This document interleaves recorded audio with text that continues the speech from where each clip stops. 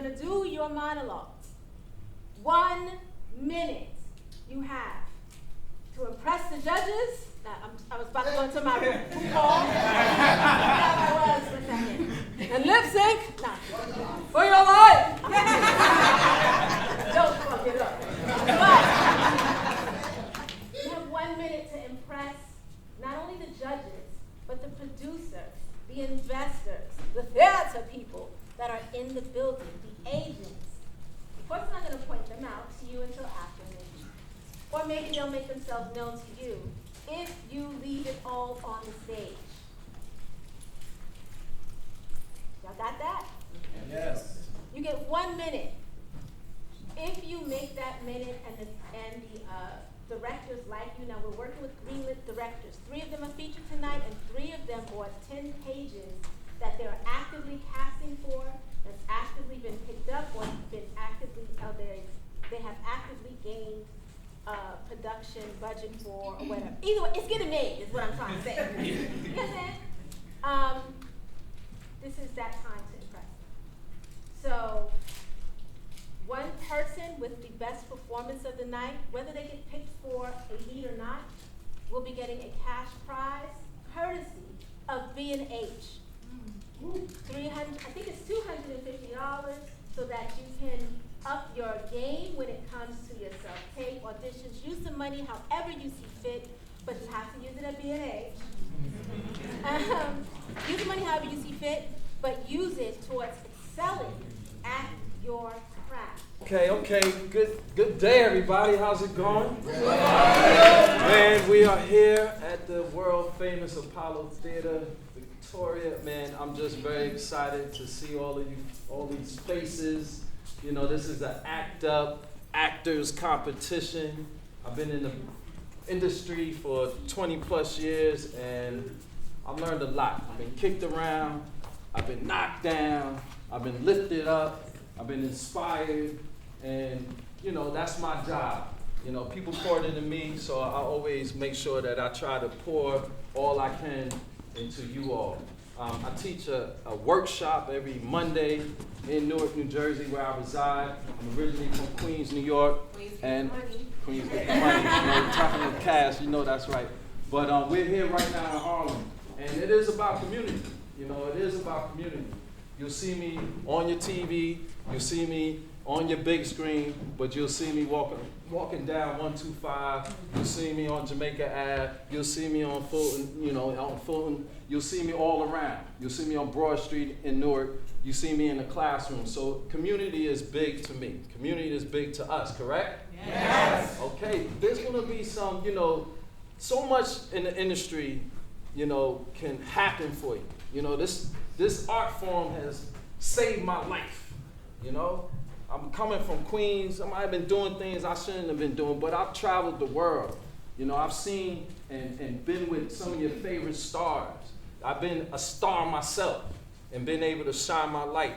So take care of it, take care of the space, take care of your instrument, because it is a gift. It's a gift, I cut my teeth right down the block on 125 and 5th at the National Black Theater. Tunde Samuels, Dr. Phil, so this is like, this is where I come from, and there's a lot of people that blazed that trail before me that I stand on their shoulders. So as I blaze that trail, I try to make sure that I always throw that rope back so that we can continue to pull and inspire and push and make a change. They always make the artists are the ones that cause a change. When they want to, revitalize a community, what they do, they bring the artists in there so that we can make it beautiful, so that we can express the realness, right? Y'all following me? Great. So tonight, we're going to get into the monologue competition, right? And the monologue competition is your chance to, just showcase yourself. This is a safe space, first off. Let's just get that out. As actors, we're being very vulnerable. We're putting ourselves on display. So understand that this is a safe space.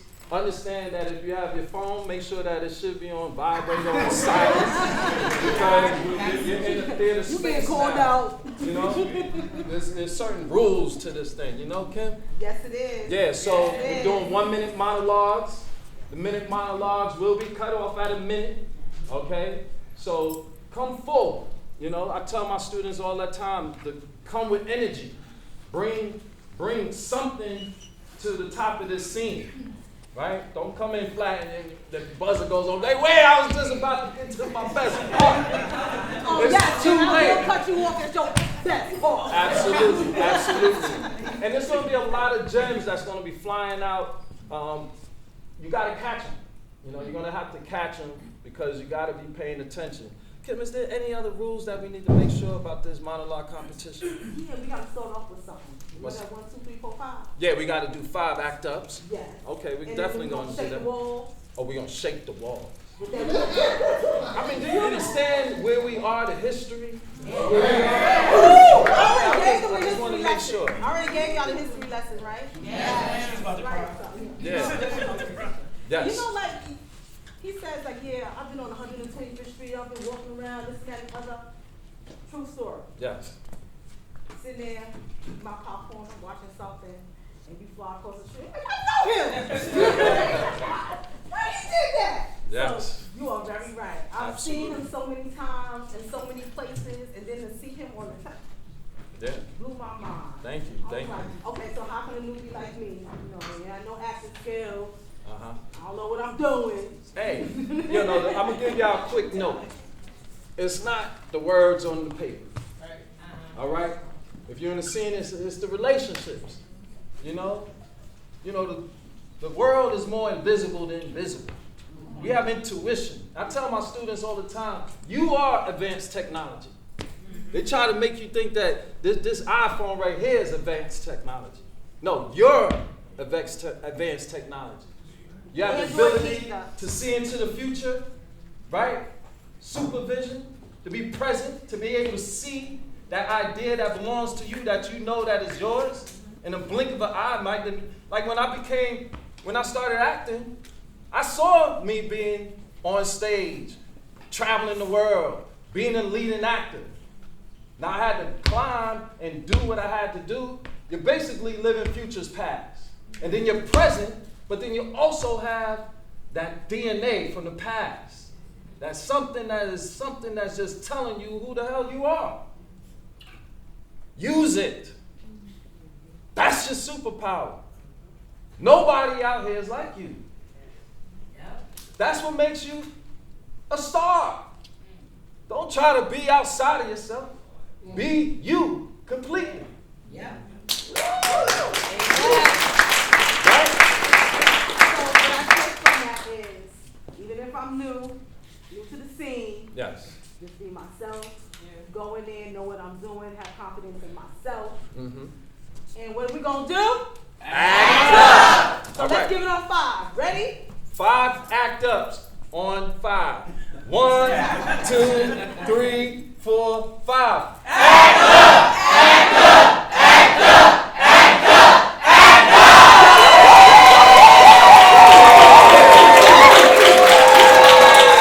I'm gonna give 3 names so y'all can be prepared and ready.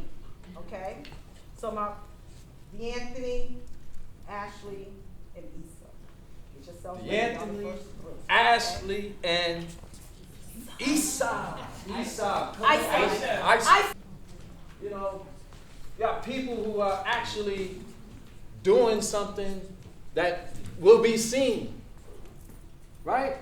We all searching, how do I find my way? Well, you found your way. You're at a home plate right now. Right? So honor yourself. How you feeling, my brother? Great. That's what I like. I feel good. I feel good. Why don't you get out my way, Tobias? I feel good. But yeah. You know, we're going to be talking about the industry. We're going to be talking about networking. After the model competition, then we're going to get into some scene study. And then we're going to have the writers come up here, and we're going to talk about the scripts. You know, you ever see the long-ass list of people at the end of a movie? Man, it takes so many of us to make a movie. Acting is a gift. You want to sing? Go ahead, sing. You want to dance? Dance. But acting, you need a stage, you need a light, you need audience. So it's a gift. Yep. So we are ready, okay? So what's going to happen, Tobias? Yes. See, I don't want to make them nervous. Because he like this, student. Ready? So what you're going to do is, all right, so I'm going to let everybody know this. The timer's going to go off. Our great team is going to say scene, and that's going to be it, okay? It's not me saying scene anymore. So soon, remember, as soon as your mouth opens, your time begins. Right?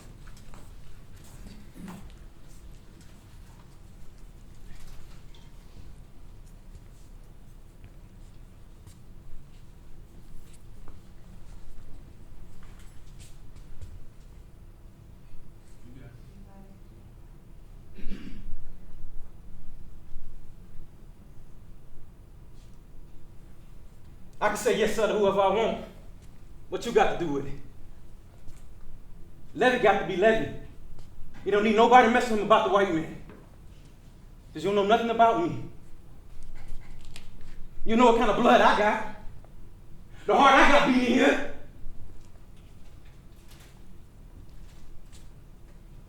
I was 8 years old when I watched a gang of white men come into my daddy's house and have to do with my mama any way they wanted.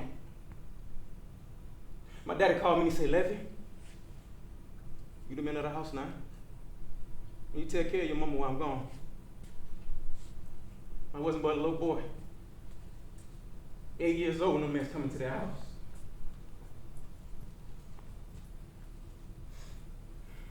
It was like 8 or 9 of them. And they grabbed hold of her like you grab hold of a mule.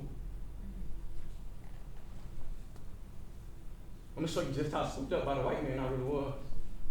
Sing!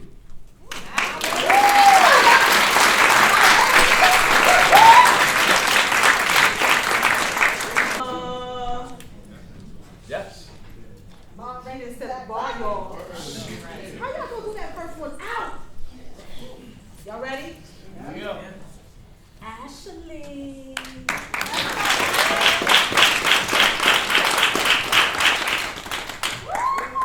Let's go!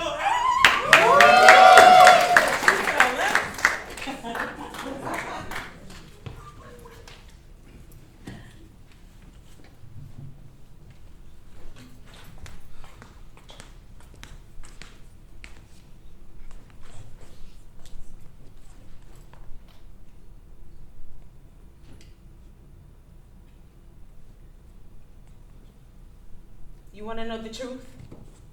I feel stuck, trapped in a box. Why did I believe you?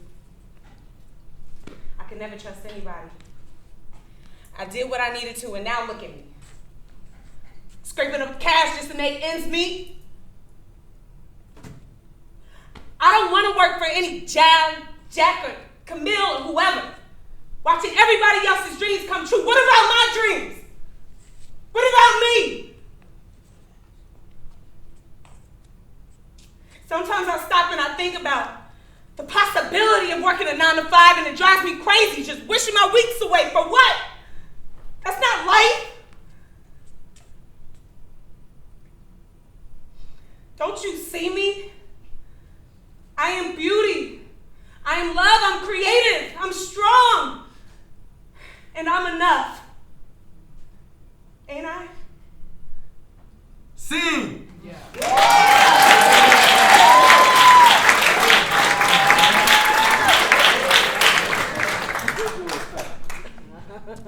Give me back my shoes. Give me back my jacket. You got my shirt on too? Damn! I look good in it. They do. They do. Listen. Jalisa.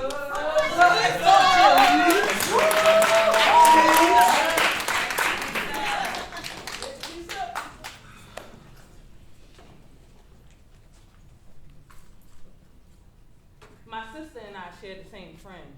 Well, she had friends. I was just a tag along.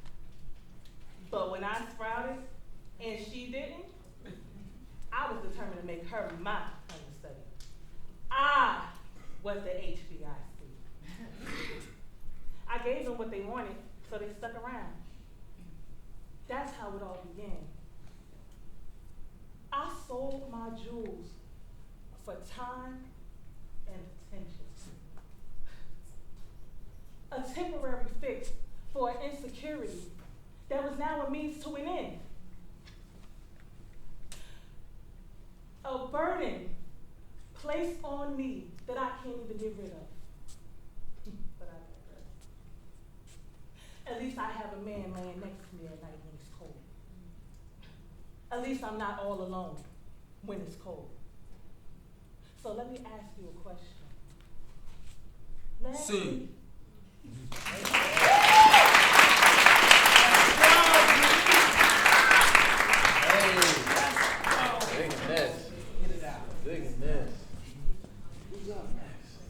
That question.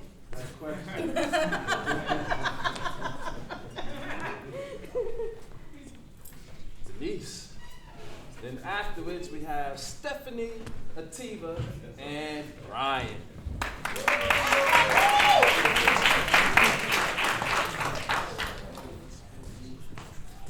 This good? Yep, he got it.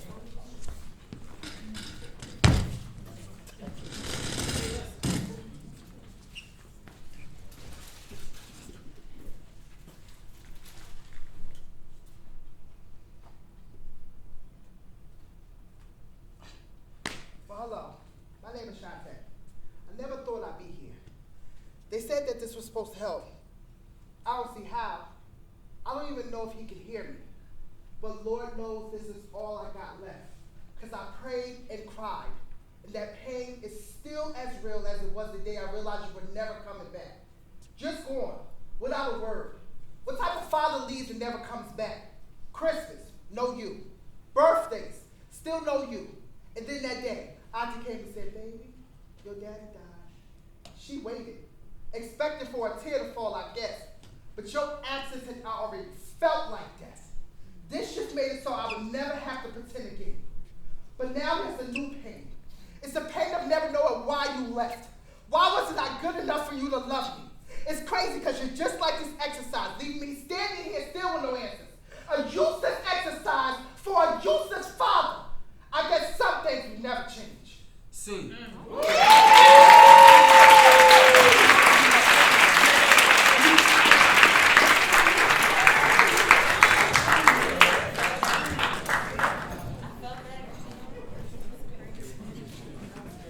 You know, the magic of acting, this craft is the idea that these words are just coming to you.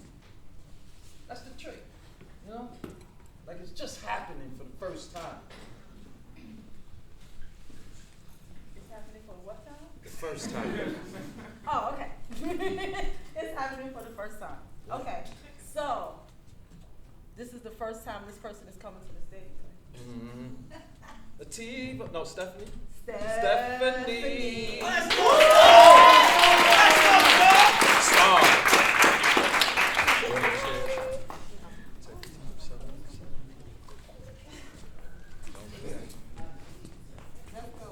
Let's go, Star.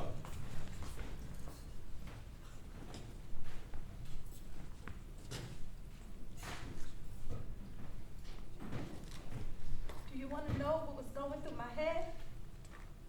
Do you want me to tell you that the lights were out and I could hardly see his face, and then my eyes needed a few seconds to adjust, just to realize that my sanity, it was completely reasonable, and that the way his chest slowly moved up and down was almost comforting to me, because it was obvious that his hands was never those of a lover. They used to cradle my neck until my face dimmed, and then they were satisfied. And I needed to break free from it. I needed to break free from it. So when you asked me what was going through my head as I stuck that metal blade in his chest, let me tell you something. The only thing that I felt was relief,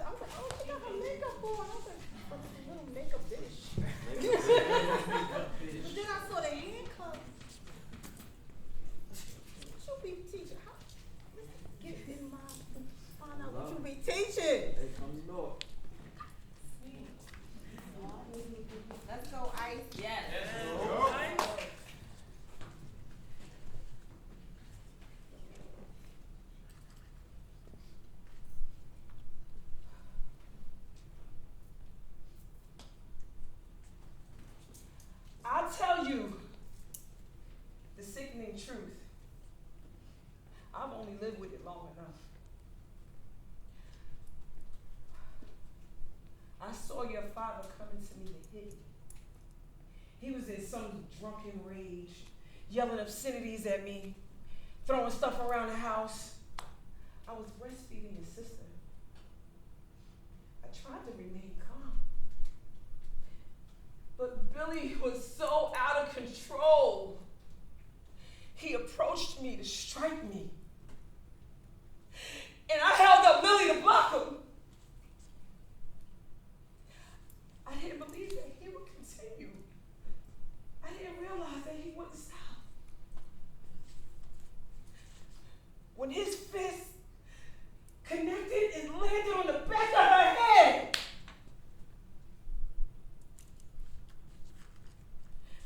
Scene.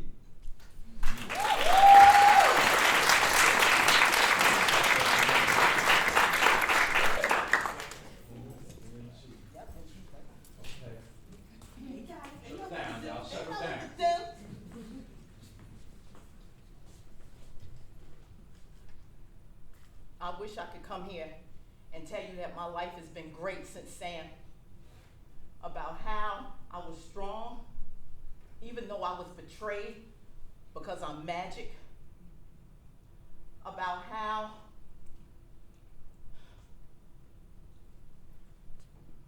all I had to do was look in my baby boy's face and know that I got the better end of the deal.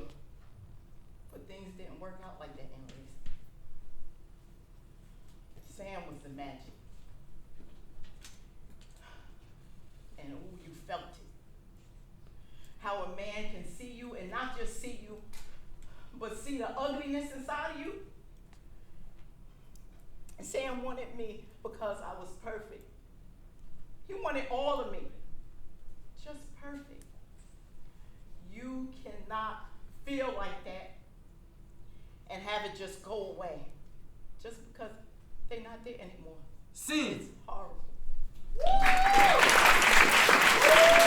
Act up. You know, there's something I don't want to see you act. you just want to see us I do. don't. Let's talk about it. Ain't that a private moment acting? Isn't it a glimpse into a window that no one else can see? Just think about it, that's all. Just think about it and do. And do. Sam, you up. Let's do it.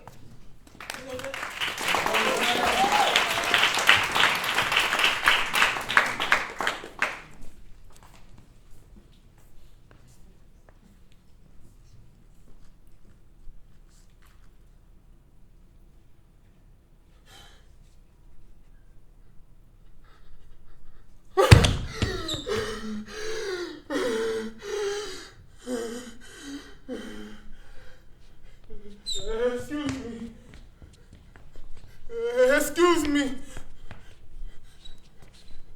Excuse me. Where am I?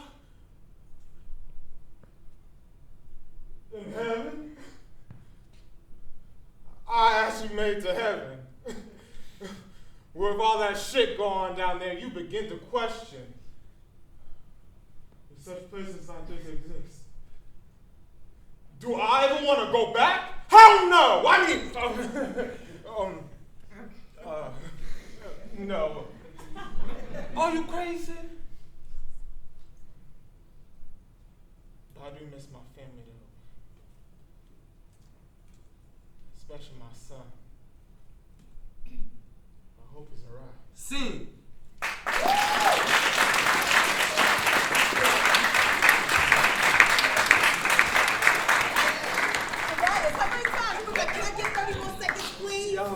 Can I get 30 more seconds, please?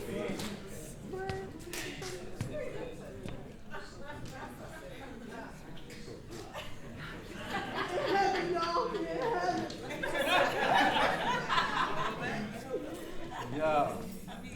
We got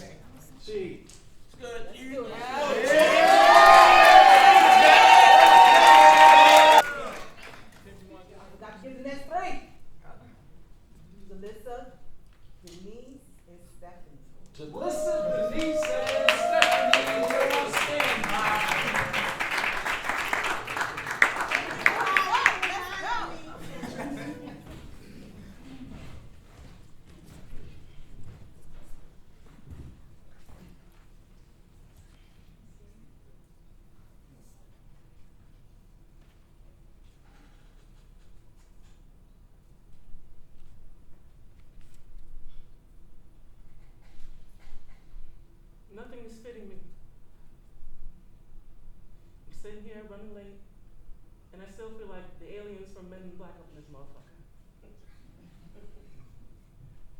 This emotional eating from the pandemic onward has fucked me up. Thing 1 and 2 here are 50 pounds alone. I don't even recognize myself. I don't feel beautiful. I don't feel. Let me get myself together. Fuck this pity party. It doesn't matter. I'm just gonna push through it anyway.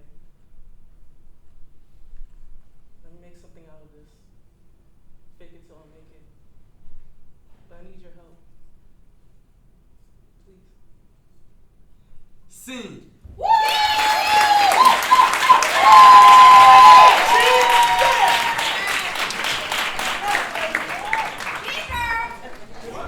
I was about 8 or 9, and Colin was like 11. I don't even remember how we came up with it. But sure enough, you know, I start yelling and screaming, and my mom comes running out the house. And she's like, Trish, what's wrong? And when I told her, I mean, the look on her face, even when Colin popped up to show that it was just a joke, she just couldn't stop crying. She just held him close, clutched him, you know? I was so young and I didn't get it then. But I get it now. Sing. Colin is dead!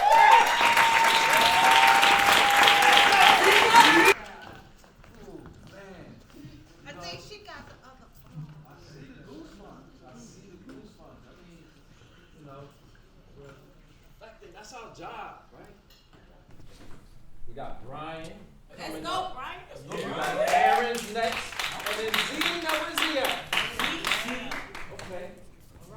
All right. Brian. Let's go, Brian. Let's go, Brian. Aaron. Brian. Z. There you go. See, I didn't do it.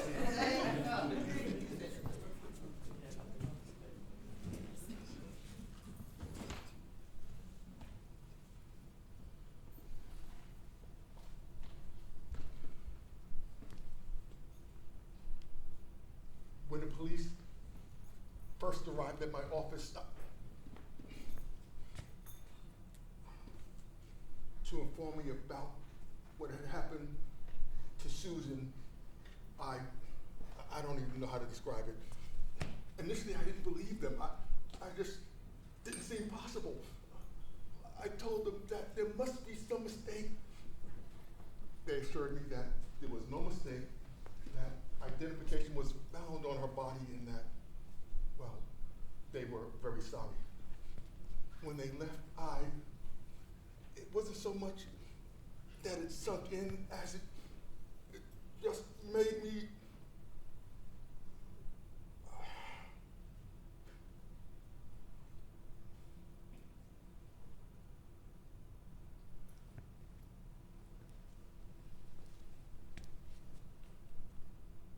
well, Sing. You know what? In that scene right there, what I felt was, you gotta believe me, right? Yes. Gotta believe me. Yes. And I believe her. I'm telling you, I'm a believer. Yeah. I'm a believer. I'm a believer of this community of actors. I have never known so many talented people just coming out. Yeah. 1 minute. 1 minute is all it takes, guys. Yeah. That's true. Make a difference, change somebody, right? To affect positive currency. Positive currency. Yeah. So there's a lot of this negative currency out there, y'all. Yeah. Y'all know what I'm talking about. I ain't gonna go into it, but Yeah. positive Yeah. currency. Thank you, gotta keep it. everybody. Thank you. Thank you. We gotta keep it, On the phone, make sure they don't vibrate. You know, this is a safe space. Safe space. Got Aaron on this? Yeah. Forgot where, look, you had me believing, I forgot where I was. Aaron, you up, baby.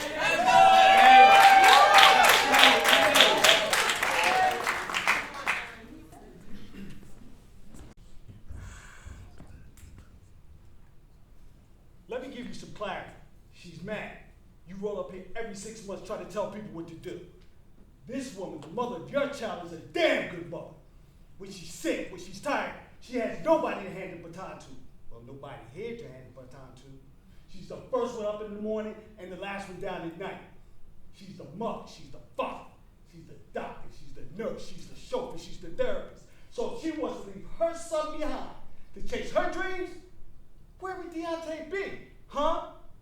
So you may not like her, but you damn well will respect her, and you're gonna thank her. Because without her, you couldn't do what you do.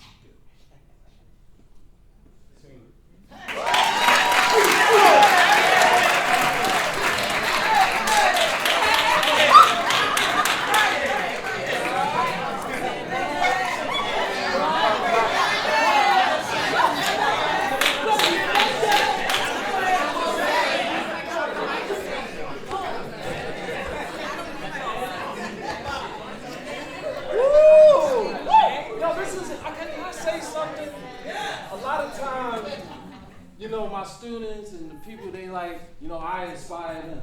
Well, y'all inspire me, man.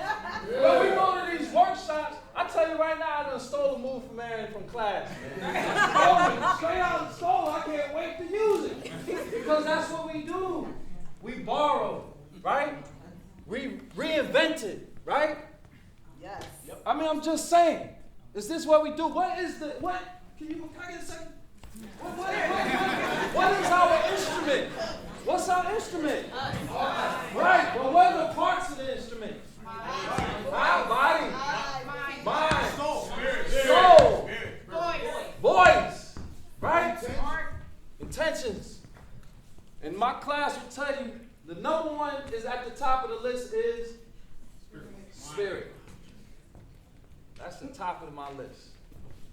So understand your instrument. Come on, man. Who we got coming up and who's on deck? Wait. All right. I gotta still, bring that flavor so y'all don't forget who's on the stage. That's what we do. That's why we come in these safe spaces. To be inspired. To grab a little something. Oh, I like that.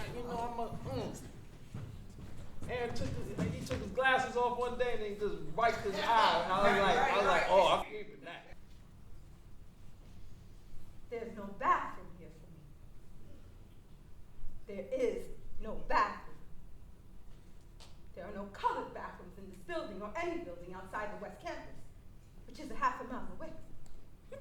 Did you know that? I have to walk to Timbuktu just to relieve myself. And I can't use one of the handy bikes. Picture that, Mr. Harrison. My uniform, skirts below my knees, my heels, and a simple string of pearls. Well, I don't own pearls. Lord knows you don't pay the colors enough to afford pearls. And I work like a dog, day and night, living off of coffee from a pot that none of you want to touch!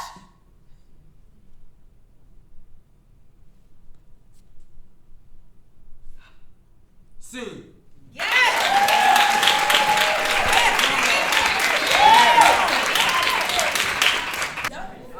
There's a thing that one of my first coaches, Vic Carrillo, I love, talked about suffering in place. Ooh. Suffering in place. Because on stage, we don't move for no reason. Right. We don't say anything for no reason. Right. Stage or play or film or whatever. We never say or move for no damn reason. Okay. So, staying in places sometimes. Suffering. Suffering in places.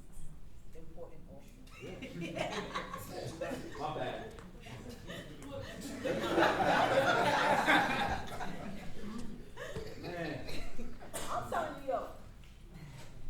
see me pop up at a class for digital, okay? Come on, let's go.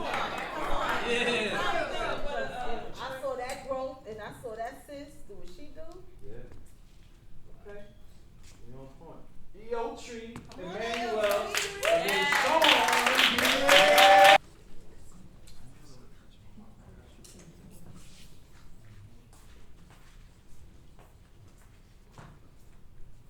All I remember was tubes, tables, whitewashed windows, eyes rolling up on me, eyes rolling in my thighs, legs spread, anxious. Get off of me!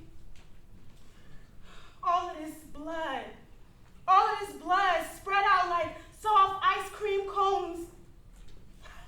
I couldn't have you looking at me with this dangling dying between my legs. I couldn't have you looking at me saying nothing, so I didn't say a sigh, not a scream, to get these steel rods out of me. Get this off of me, this hurts me. But no one knew, and I didn't say anything.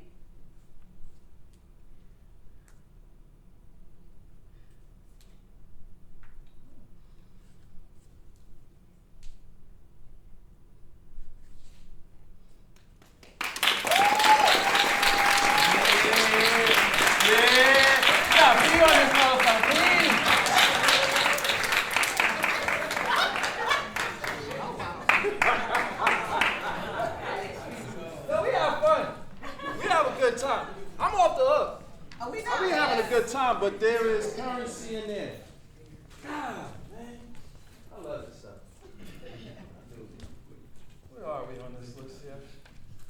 Yo Tree, Emmanuel, Sean. Let's go, baby. Oh, that's an email. Malcolm, you're on deck?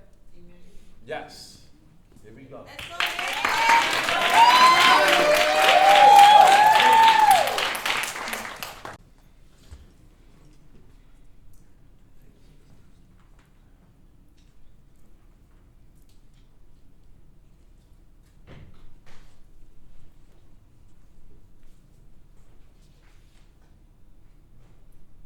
He stopped believing. That's it. That's why he failed. He quit. So much potential. So much talent. He just stopped believing in himself.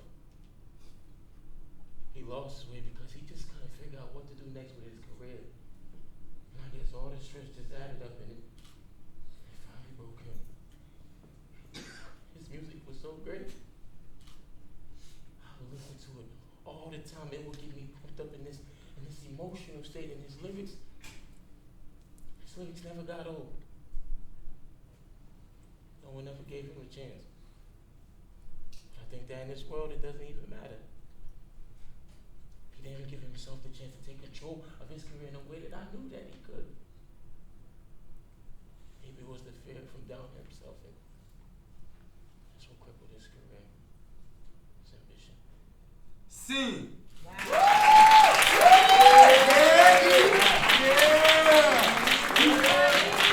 know, I gotta put a disclosure out there because, you know, even in the workshop that we do and even now, you know, it's a hybrid. Okay? Hey, good stuff, everybody, man. I enjoy this. As an act, look, we're misfits. We ain't the, you know, we're not the musician, we're not this person, we're the ones that like, y'all belong in the class over there. Right? But we find our way. And it's okay. Right? We're artists. Our instrument is us.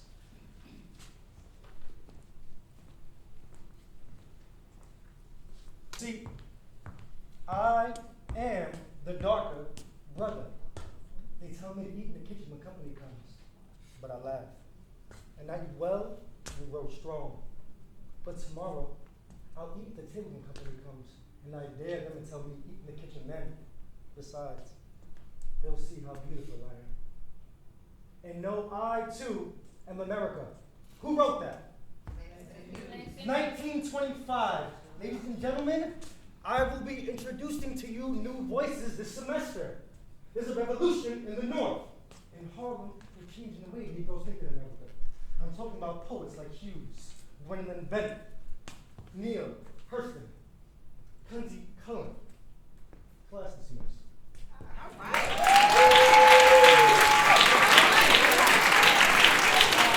Well, the reason why there might be a mark. Okay, light and camera. You gotta know what you're like. But I teach my students something. You know, there's a thing where you stand in the light, and then what's the next level? Feel your light. Feel your light. Okay, what's the next level? Move your light. Find the Move light. your light. Up. You guys not paying attention. Feel the light. Ah, no. And this goes back to your superpowers. As a performer, you know, you hit your mark, because that's where the light is. That's where the camera angle's perfect. And we learn to stand here so we can talk and we're going to perform. But then there's a moment where the next level is, where I'm at, you are the light. No matter where I am, I shine. You dig? All right, cool. That's a note. Jump. Because you could be hitting your mark for the rest of your life until you go to the next level and you say, you know what? I am the damn light. Period.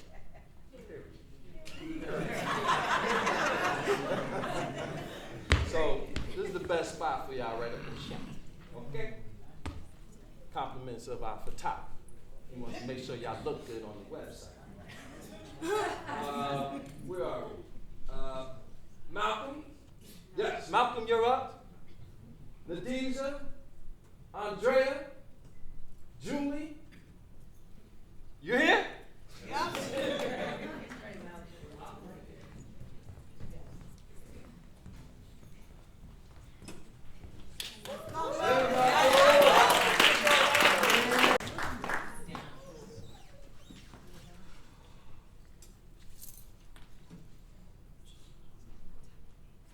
Sit and talk, Mr. Cone. I'd rather suck pus out of an abscess. I'd rather drink the water out of a subway toilet. I'd rather chew off my own tongue and spit it in your leathery face. So thank you for the offer of conversation, but I'd rather not. Can they kill it? Okay, listen to me closely, and I don't like you.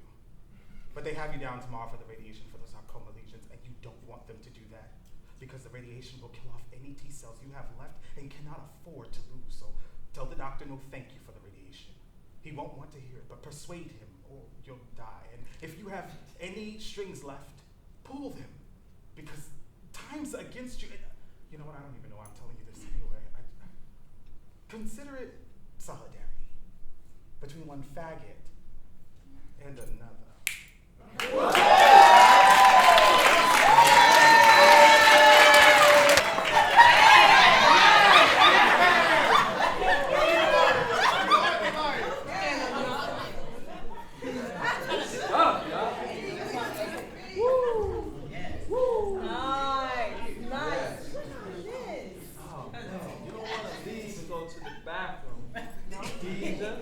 Andrea, Julie.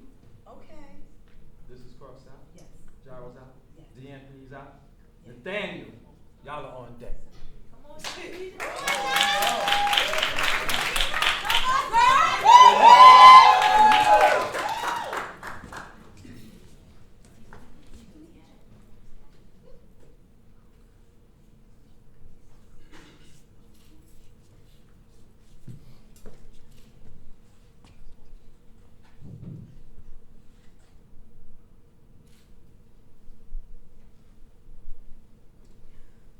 I'm walking down the aisle, and the first thing I see is the back of his head. It just jumps right out at me. I recognize the little pattern on the back of his neck. Anyway, during the ceremony, I look at him, and there's something about the way the light hits his face. I swear, it almost broke my heart. And then I see him outside talking to this total bitch wearing this navy blue linen dress with absolutely no back. You can almost see her butt, and he's smiling at her with that smile, the same smile that used to make me feel like I I was the one. And then it all came back to me. Just bang! All those nights I sat waiting for him to call me, doing everything to make it convenient for him, having to take a fucking taxi cab to the women's health clinic.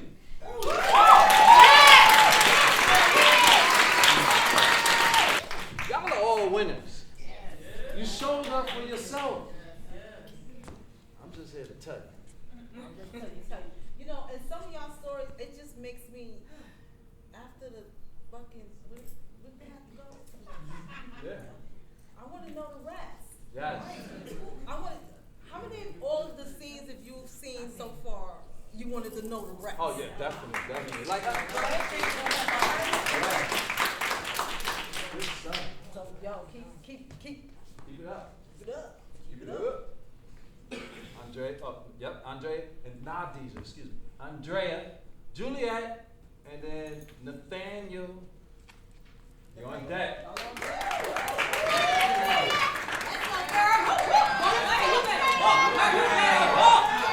Yeah, you remember me counting pennies when you was a little boy.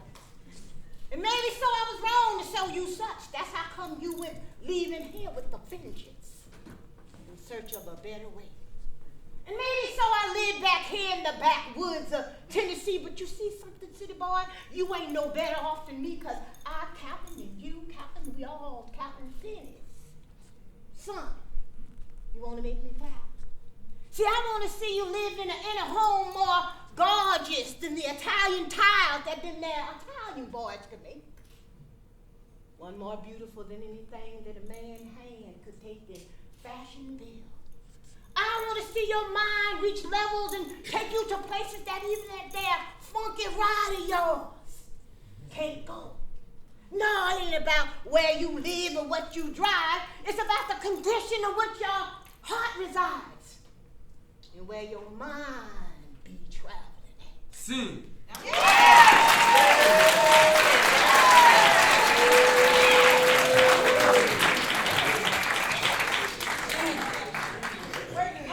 So I had to ask him, were you actually from Newark? Yeah. Down. Feeding them children. Turn. Okay, so we got Juliet, Daniel, Kevin. and Enjoy yourself.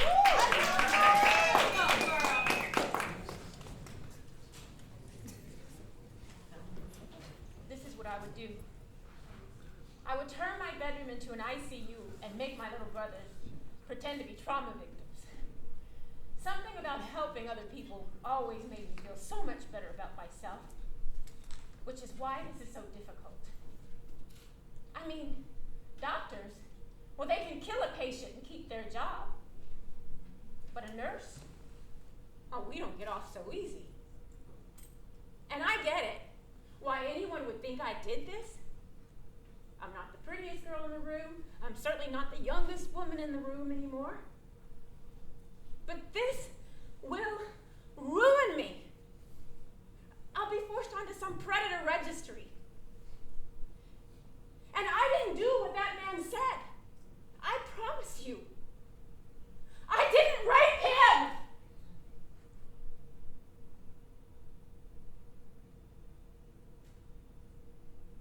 Sing. Things changed when I stopped being a needy actor. okay. When I said, you know what, the only thing I can control is the audition. And I said, you know what, that's all I got. You know, I had a conversation today, and a true story, and I tell my students this all the time. Some prominent actors that we know cast for a film. The entire nation would love to see these actors in this film. Okay. But they were recast because the casting director's friend got the job. Wow. Happens all the time. I mean, prominent actors that you know to somebody that you ain't got a clue who the hell they are. Not that they're not talented, but this happens all the time. So when I was able to own my work, shit changed. Change the game. Changed the game for me. But you know what? That was a game changer. And you know that scene was a game changer too, because how many times have you heard about a woman being a rapist? I put that in there. When I was about 8. Safe space.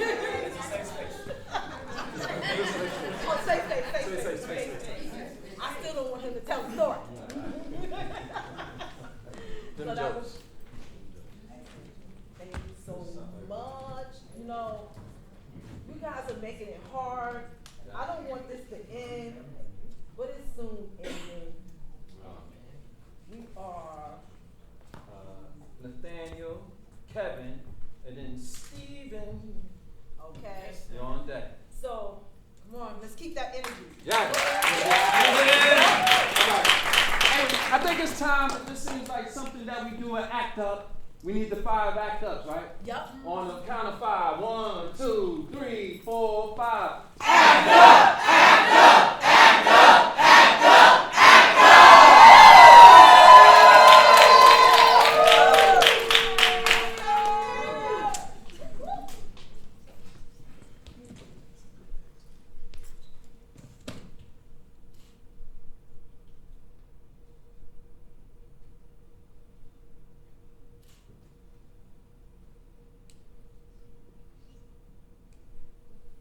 I'm nothing. I'm no leader of men, Willie. And neither are you. God, you were never anything. Anything but a hard-working drummer laying the ass cans like all the rest of them. Like all the rest of them. And me? I'm a buck an hour. God, I tried 7 different states and I couldn't raise it. $1 an hour. Do you understand my meaning? I'm not bringing home any prizes anymore, Pop. All right? You're gonna stop waiting for me to bring them home.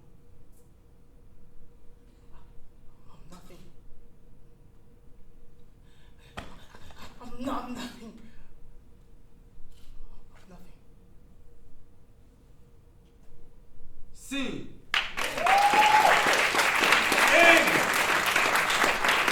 The pressure to live up to your parents, man. I wish my parents lived out. That's so cold. Y'all don't hear nothing? No. Yeah, man. I had to gather myself. Hey, man, I tell you guys are doing some wonderful things, man. Yeah, For you yourselves. And, I mean, honestly, man, the camera was so. Look, you guys are. Look, you know what separates talent? It's not the talent, it's access. It's not the talent, it's access. Y'all want a gem? Y'all better write this down. It's not who you know, it's who knows you. Wow. Everyone running around the damn industry talking about who you know, who you know, who you know. I know a lot of motherfuckers. It's about who knows you. And guess what? This is your network. This is your currency. Oh, that's my plug. So please make sure y'all network upstairs at the Renaissance Hotel Bar. Oh, it's gorgeous up there. It's gorgeous. It's a nice space. Even if you don't buy a drink, make sure you get upstairs. Oh, yeah. You be in the space. Oh, yeah. And in the place. You take out your phone. Make sure you get them contacts.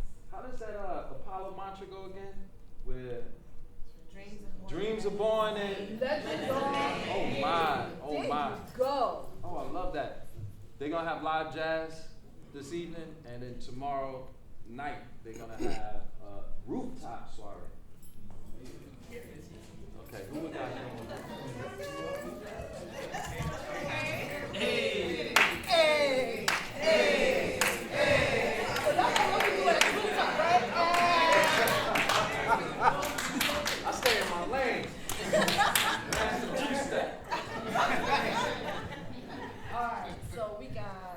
Where were we? Because, you know, y'all blowing my mind.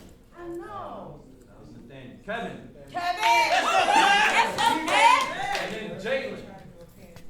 Let's go, Kevin. Let's go.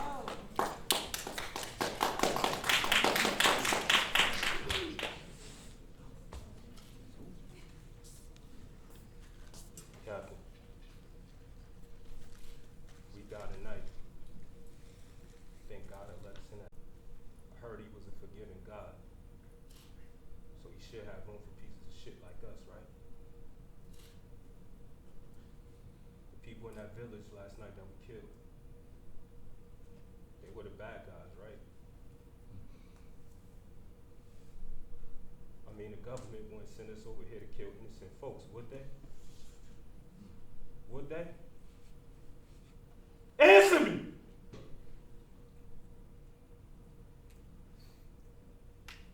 I remember when I was little, I always wanted to put on this uniform. Just like a G.I. Joe. God! Forgive me! This is not the allegiance I pledged to! Okay. Scene.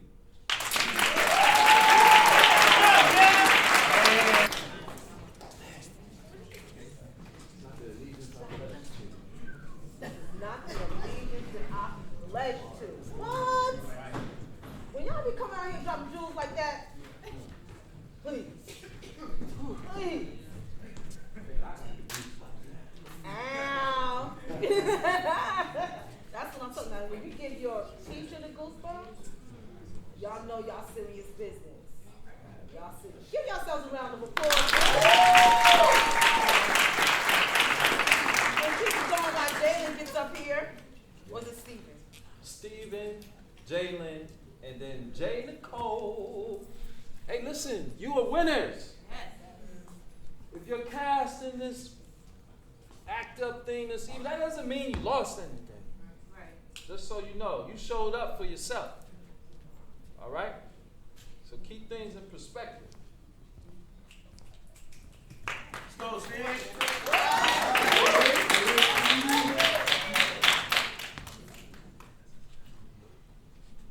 No, you listen.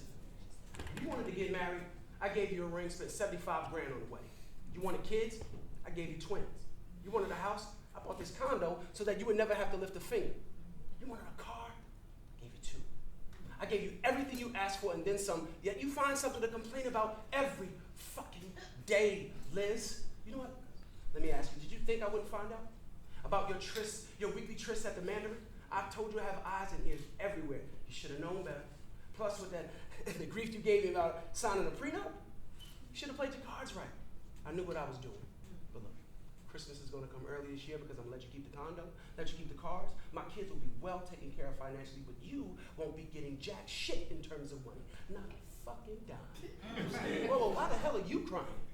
Were you crying when you were spending my money on hotel room service and gifting my money away? No tears now, sweetheart. Because all will be well in the morning. We're gonna have a talk with the kids. I'm gonna tell them that daddy's filed for divorce, and you're gonna tell them what.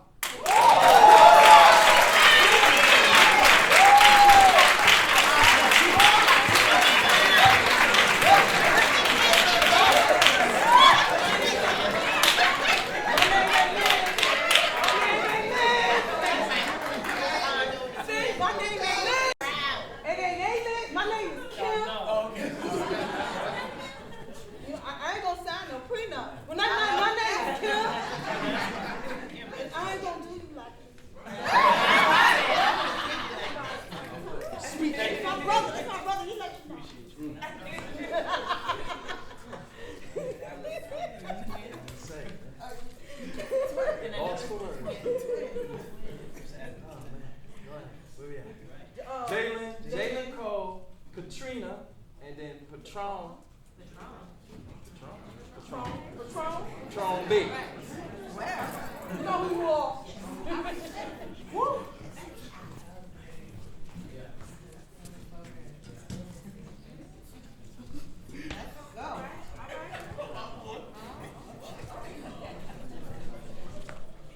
You know what Mom told me when she was packing packing up to leave. You was at school, motherfucker. You was at school.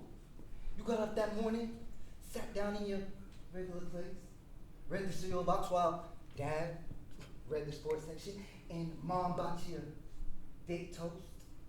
And then you got on that damn school bus because you didn't have the sense to do nothing else. You were so into your own shit that you didn't have the sense to feel nothing else going on. Me, I had the sense to go back because I was feeling something going on. I was feeling something changing. So I cut school. You know how I gotta do. And there she was, putting her stuff in these bags. She had all of them nice suitcases, but yet she was putting her stuff in these bags. Packing her shit. She told me to look out for you. I told her I was the little brother. Go ahead, boo. That's my inheritance. I thought top dog that together. Yeah. Oh, you guys, man, I'm inspired. I got to audition tomorrow. I'm about to let Like when y'all get y'all teacher height, woohoo! Right. When you come in there and get that job, he gonna think you act up. So we got. Oh man, Jay Nicole, Katrina, Patron, Linda, Green.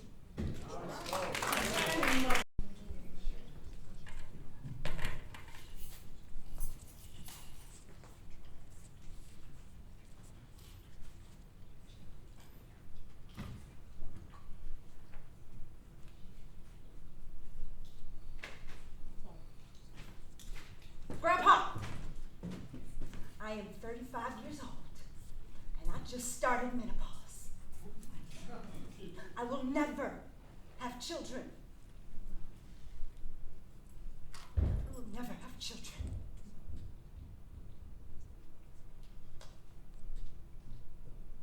And you know what? I don't think I deserve them anyway.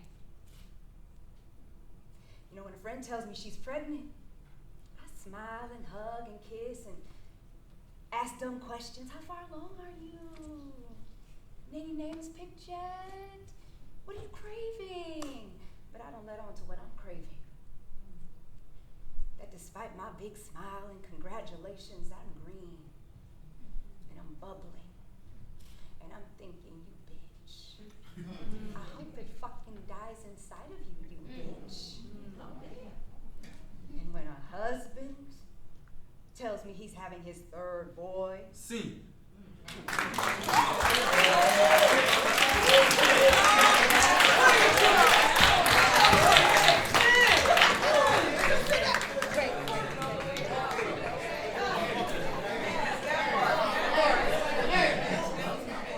All the way to the end. Yes. That's what I call commitment. Yes. I was trying to find a quote that I wanted to give y'all, but I'm gonna have to bring it next time. You know what's happening? You know, a condensed minute is not easy. You know, it's like a lightning in a bottle kind of moment. So, understand that preparation and timing, peace of self. Jalen? Oh, no. Oh, Jalen's out? Yeah, Jalen gotta come. And then Katrina, then Patron. Patron. Where is it? Right here. Petron. All right, we got Jalen, and then Katrina, and then Petron, and then.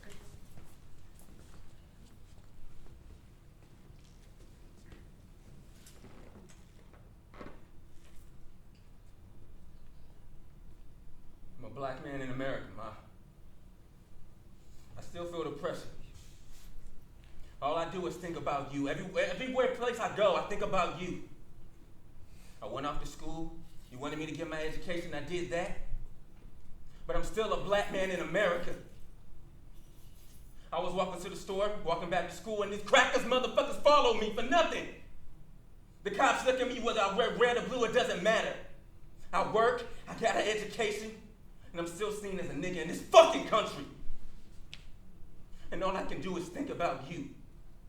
If these motherfuckers kill me, and you gotta think about your baby dead in the ground, and you gotta go by yourself, can do is think about you. My mother, a beautiful black woman, and her beautiful baby boy is dead. I'm a black man in America. I just want to be free.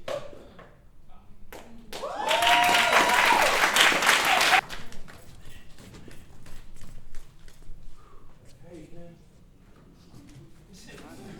Bye. Lost your words. I just inspired. Feel Isn't that like the current times? Like, you know, black men worrying about getting home to their moms, getting home to their families. I like how y'all brought it current, right? A lot of these scenes that they were talking about, it hits home and it's memorable. So when I see them, they're like, yo, you did that piece. X, Y, Z. Yeah. Teacher, a good teacher. Man, Can I give you a highly effective? Yes. Yes. How many teachers in the room? Yes. There she goes, there she goes. Y'all know what I'm talking about, right? Highly effective. Highly You give them effective. good feedback, glows and grows. There you go, there you go. Excellent, excellent. Can't do no better, can't do no better. We went over, we got Katrina. Katrina. Patron, right? Right? Petron, excuse me. Petron. Linda.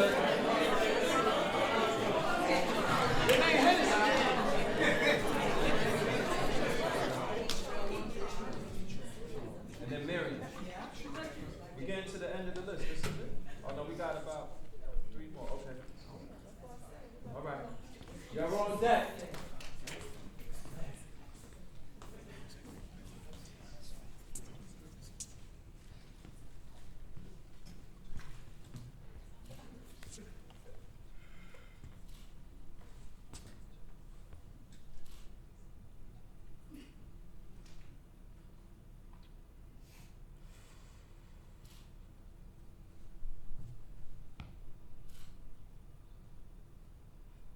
I didn't want to do this here.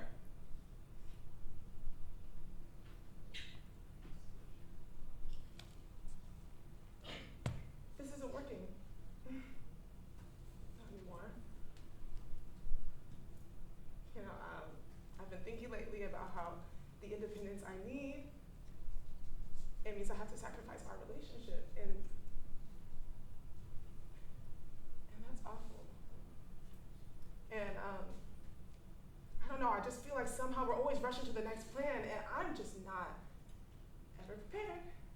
And so I just feel like I started realizing that maybe I just don't feel the way you do. And I'm trying, you know what I mean? Like, this trip is me trying, that's what I'm here to do.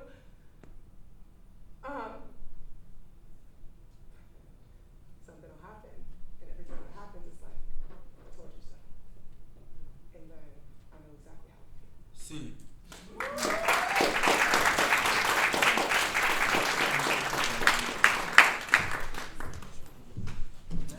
You know his name. We over here fussing about your name. I was like, he know his name. Come on up here, Will. Clap it up. Clap it up for yourself.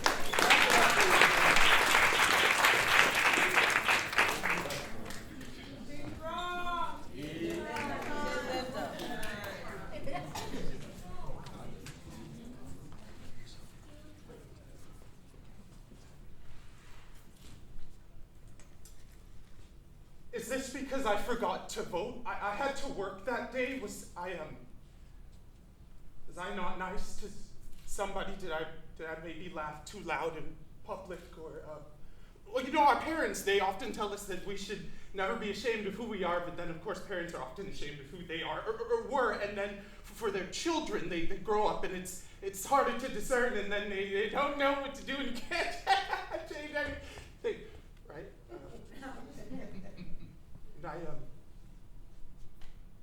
And I never learned to fly, and I make my decisions based off of finances instead of off of impulse. And every day I wake up, it's like I walk right by myself, and I keep hoping and wondering and waiting and waiting and tomorrow will be the day I do it. tomorrow. See. Won't it? Legends are made. Yes. I love it. And showtime. Come on, ladies, at the Apollo. It's showtime. At the Apollo. Wait, the ladies' name? The ladies' name? Give it up for Ken.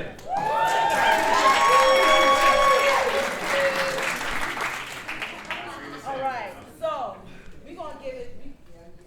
At the end of the evening, Yes. we're gonna give it up for you real loud. We're gonna shake the rafters, okay? Okay. Because you guys, this has been a pleasure. I get to act up. Yes. Act silly with Yes, Tobias. absolutely. We all children that play. That's the thing about the world. The world boxes in. Parents, something, started putting all these rules on you. You know, as actors, you gotta be in that childlike imagination. You gotta get back to that childlike feeling, right? Break out of the box, the illusion, right? Because it's really self-inflicted. Ain't nobody did it to you but yourself. Okay. I'm just saying. It'd be a workshop, but it'd be really a ministry. You know what? Hashtag Tobias. Inspirational, motivational speaker. Linda. Linda! Let's go, Linda!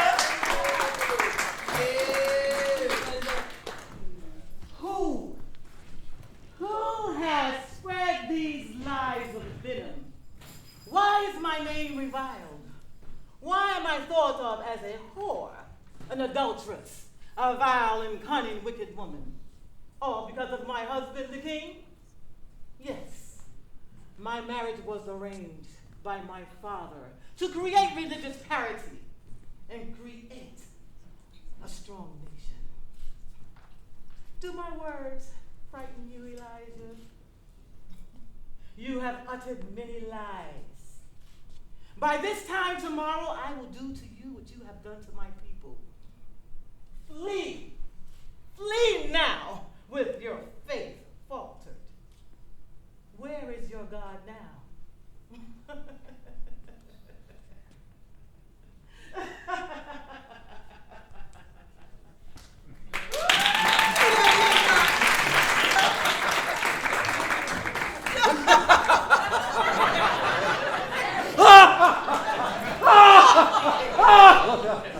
Oh, Lord.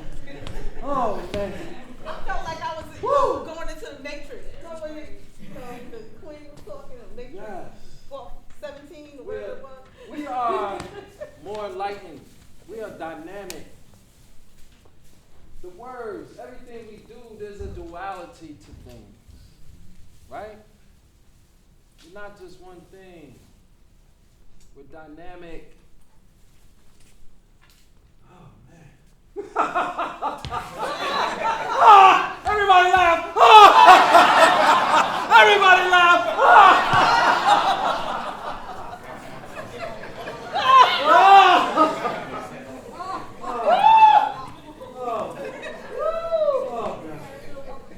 Oh, man. Feels so good. Everybody laugh! Wait. Y'all gotta throw the head back. Oh, it feels so good.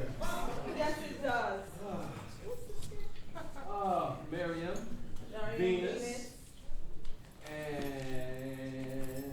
No, I'm sorry. It's not Venus. It's not Venus. It's not Venus. It's Donna. It's Donna. Yes. That's my brother. And then we have John. No, it's Jamin. You know, look. No, He signed the paper last. What's his name?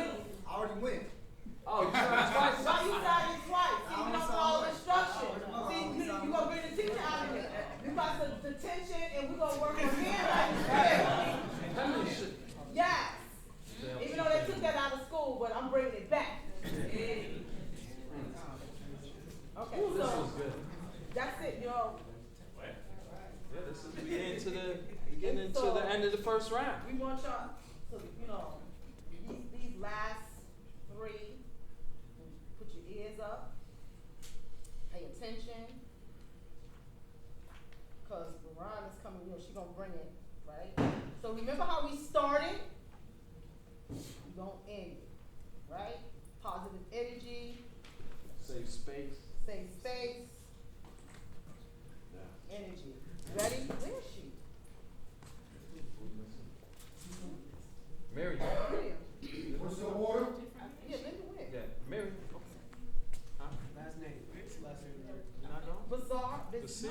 I don't think she's going. Oh, Venus. The name's on the list. No. I think she just signed it. Nah.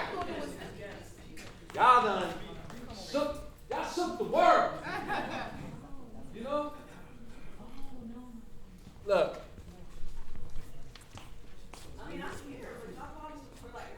No, Venus, who you Venus? Come on, Venus. No, Venus, you were saying who was on deck, but there was someone ahead of you, but that was a mistake. All right, we gotta do it up. Come on. Okay.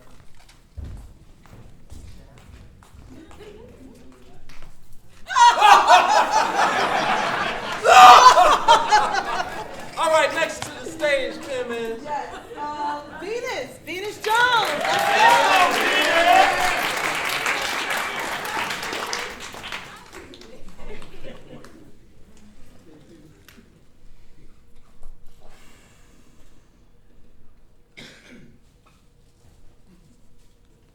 I can do bad by myself.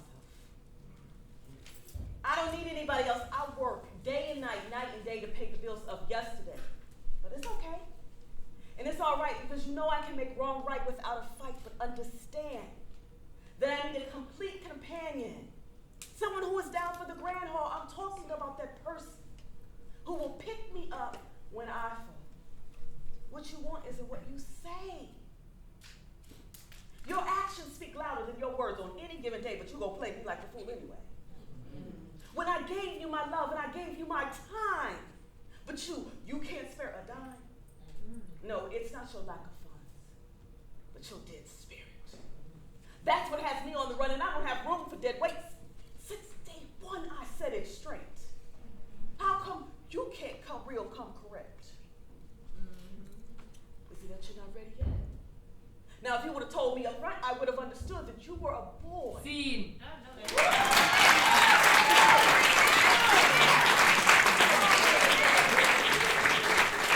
We are storytellers.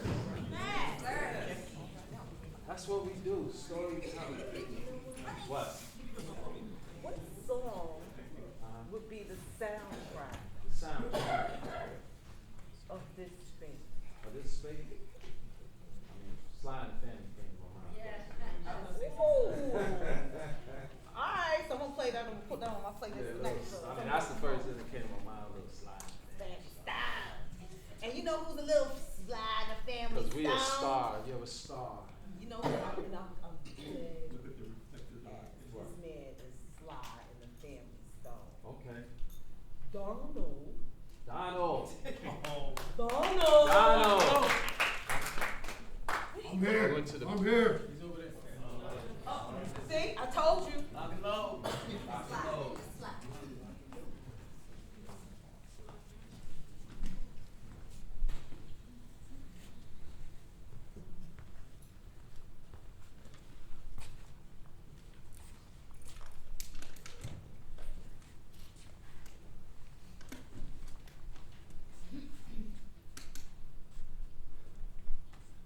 I'm trying, Beverly.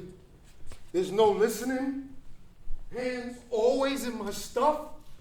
And there's always a lot of back and forth back talk. And when I ask for something to be done, it's never done right away, Beverly. And I know if you was here, you would say, come on, give her a pass. She's only 2 months.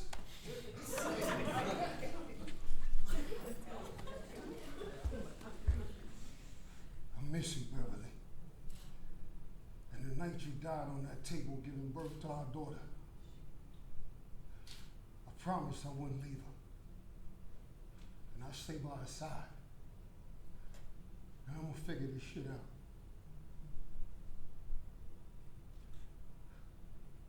Just be with me, Beverly. I'll take care of her.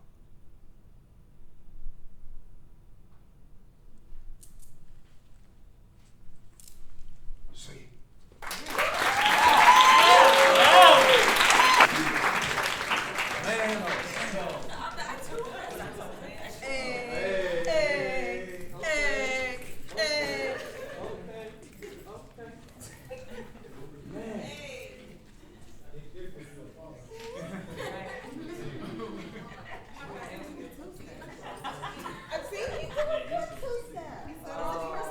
No, that was the Jalen Leonard. Laylock. Oh, the second timer. He repeated the grade.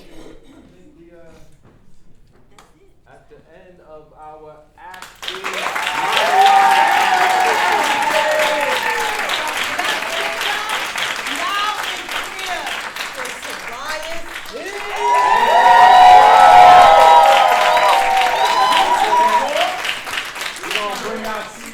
CR's going to tell you what we're going to get into next.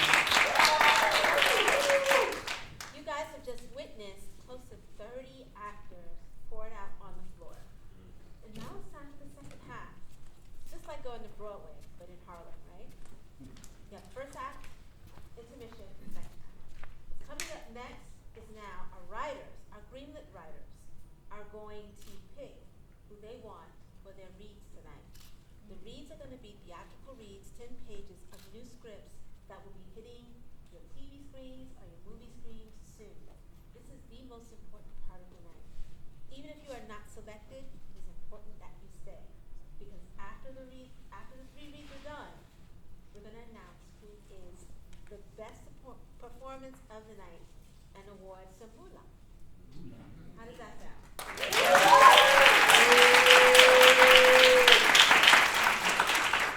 So, in between after the reads are done, Tobias and the writer will sit in conversation with you guys. And you're going to tell them exactly what you think about everything you saw. This is your responsibility. You now have ownership of everything that happens from this point on. Okay? All right. So, Ian, Bobby, please come down.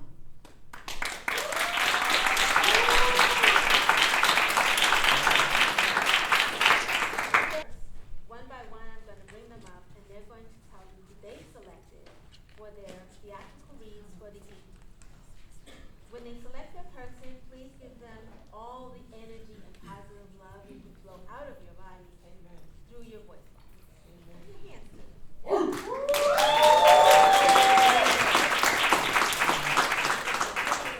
going to let our winner of the Act Up competition for the Hip Hop Film Festival pick first because he won. James Gillard.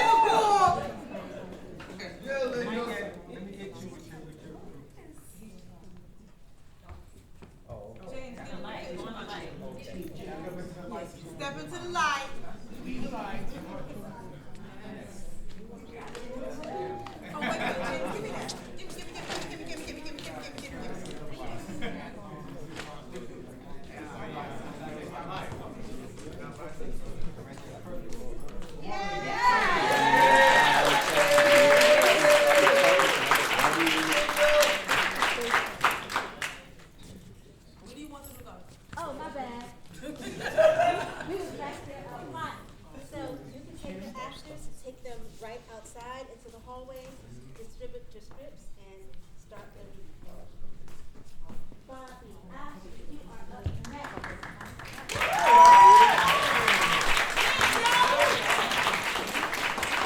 How you doing this evening? My name is Bobby Ashley. I'm the writer behind Misadventures of Hakeem Stanfield. Not going to tell you just yet what it's about, but I'm going to tell you right after. So, for my cast, Hakeem, Malcolm.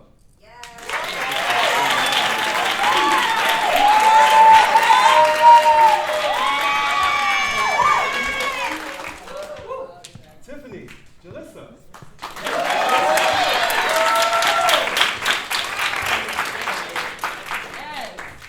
Grace, Katrina.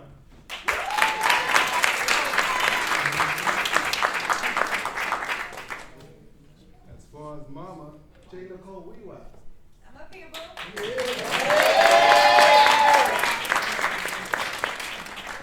Calvin, Sean. Where you at, Sean?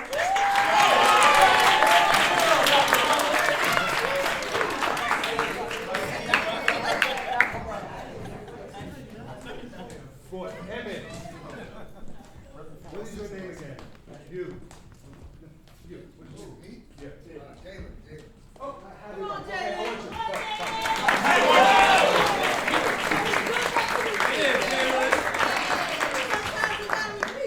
Well, it's all good. That's what we do. Now, I got 3 drunk men in this script. So, as far as drunk man 1, Brian.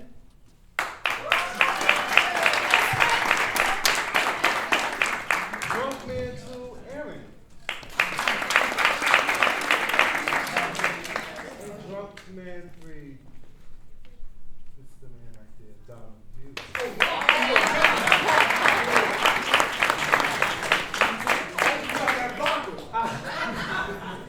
And for my narrator, Denise.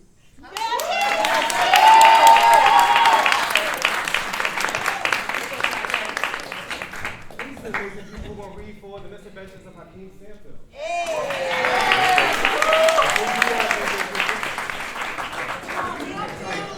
Squeeze in, get into the light. Get into the light. You. Make your buddy happy. Get cooked. That's perfect. Got you all. 1, 2.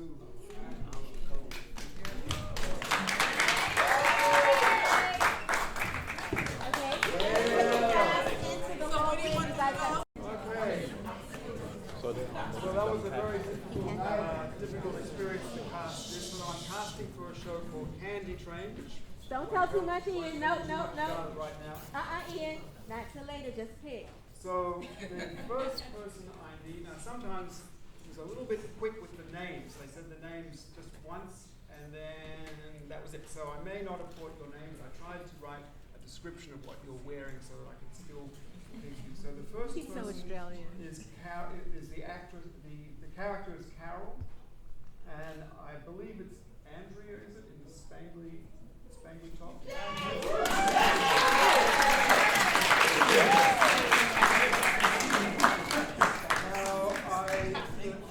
The next character is Jamal, and I've cast Anthony, but is Anthony already taken? I'm not sure.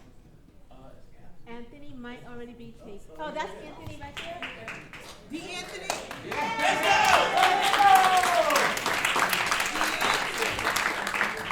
And then the next character is Brandon, is Sam.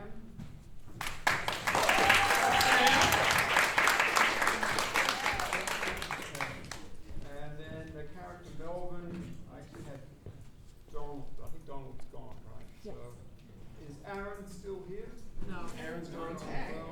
Donald might do it because he was playing a kind of like an extra role. Yeah, So we okay. can grab I'll it. grab Donald because it's not a huge role, so that's okay. And then the next character is Zoe. I have Venus. Is Venus still here?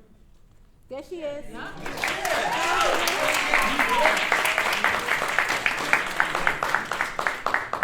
then I have someone playing a white commuter. That's just a couple of lines there. Now, I don't know if I got this name right, but she was wearing all black. Is it Atia? And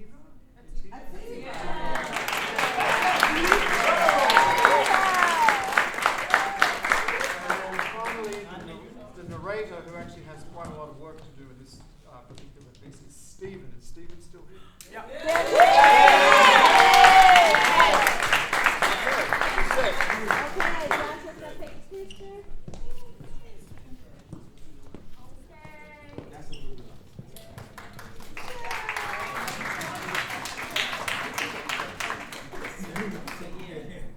Right here. 1, 2, 3. Yes. Yes.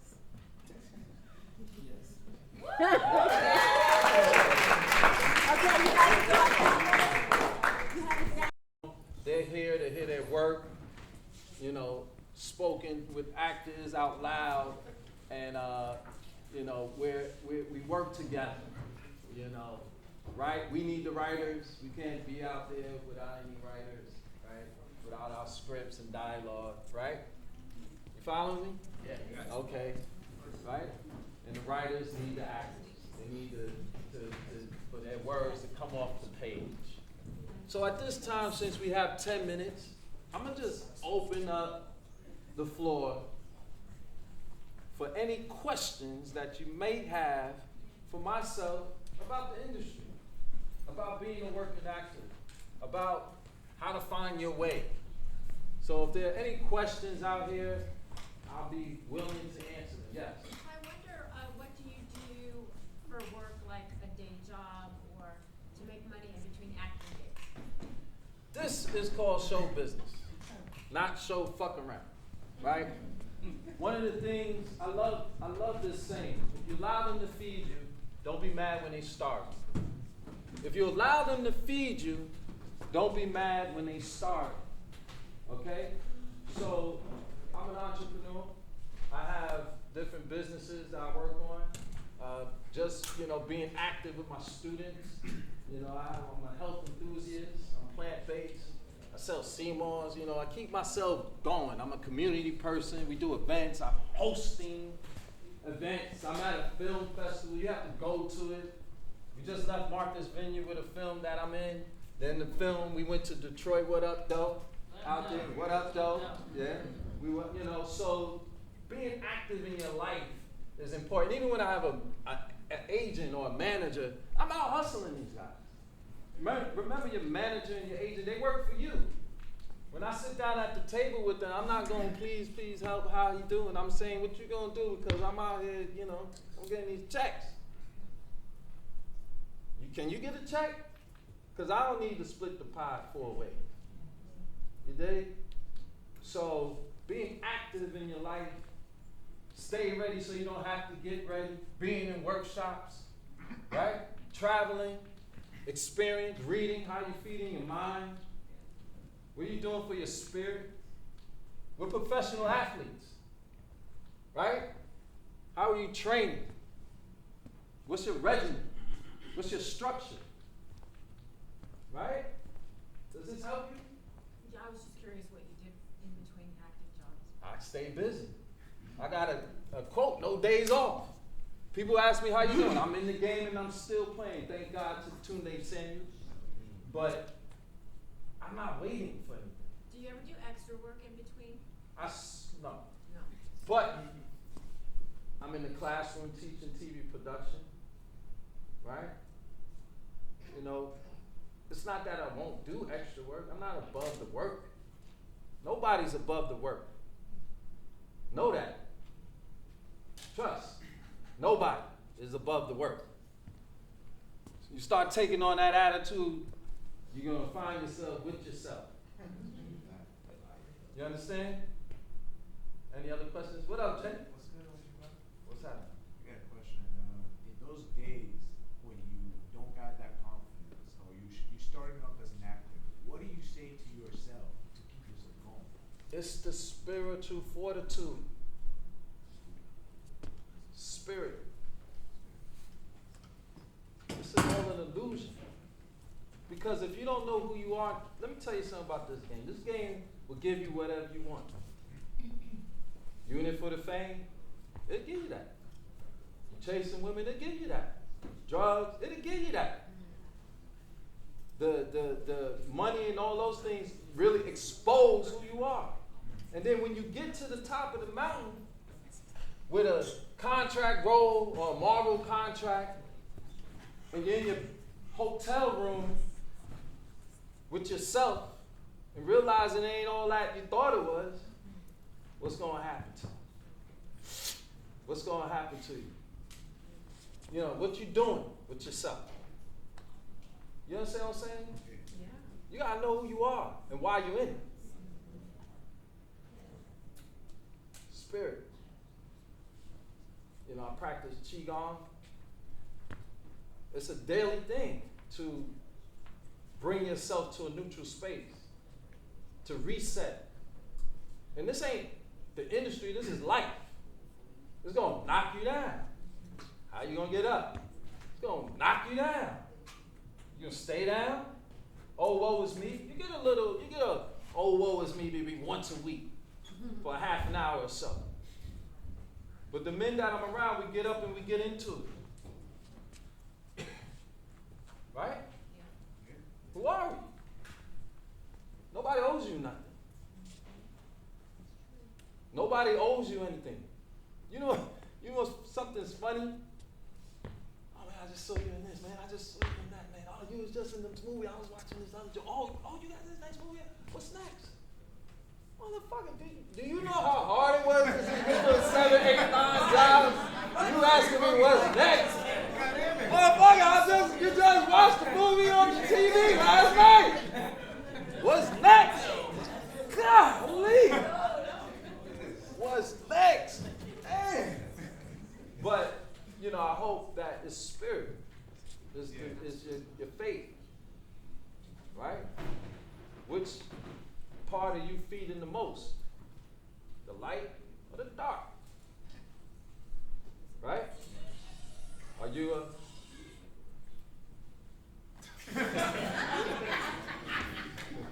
But, you know, this is stamina, endurance. I've seen them come and go. Flashes in the pan. I've seen it. They still trying to figure out how to do it. Spirit. How you treat people. Character. Integrity.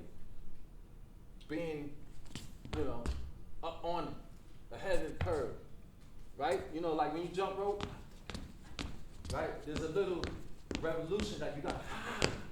You can't just go like this and jump rope because you're going to catch your foot. You got to, there's a little, so much static.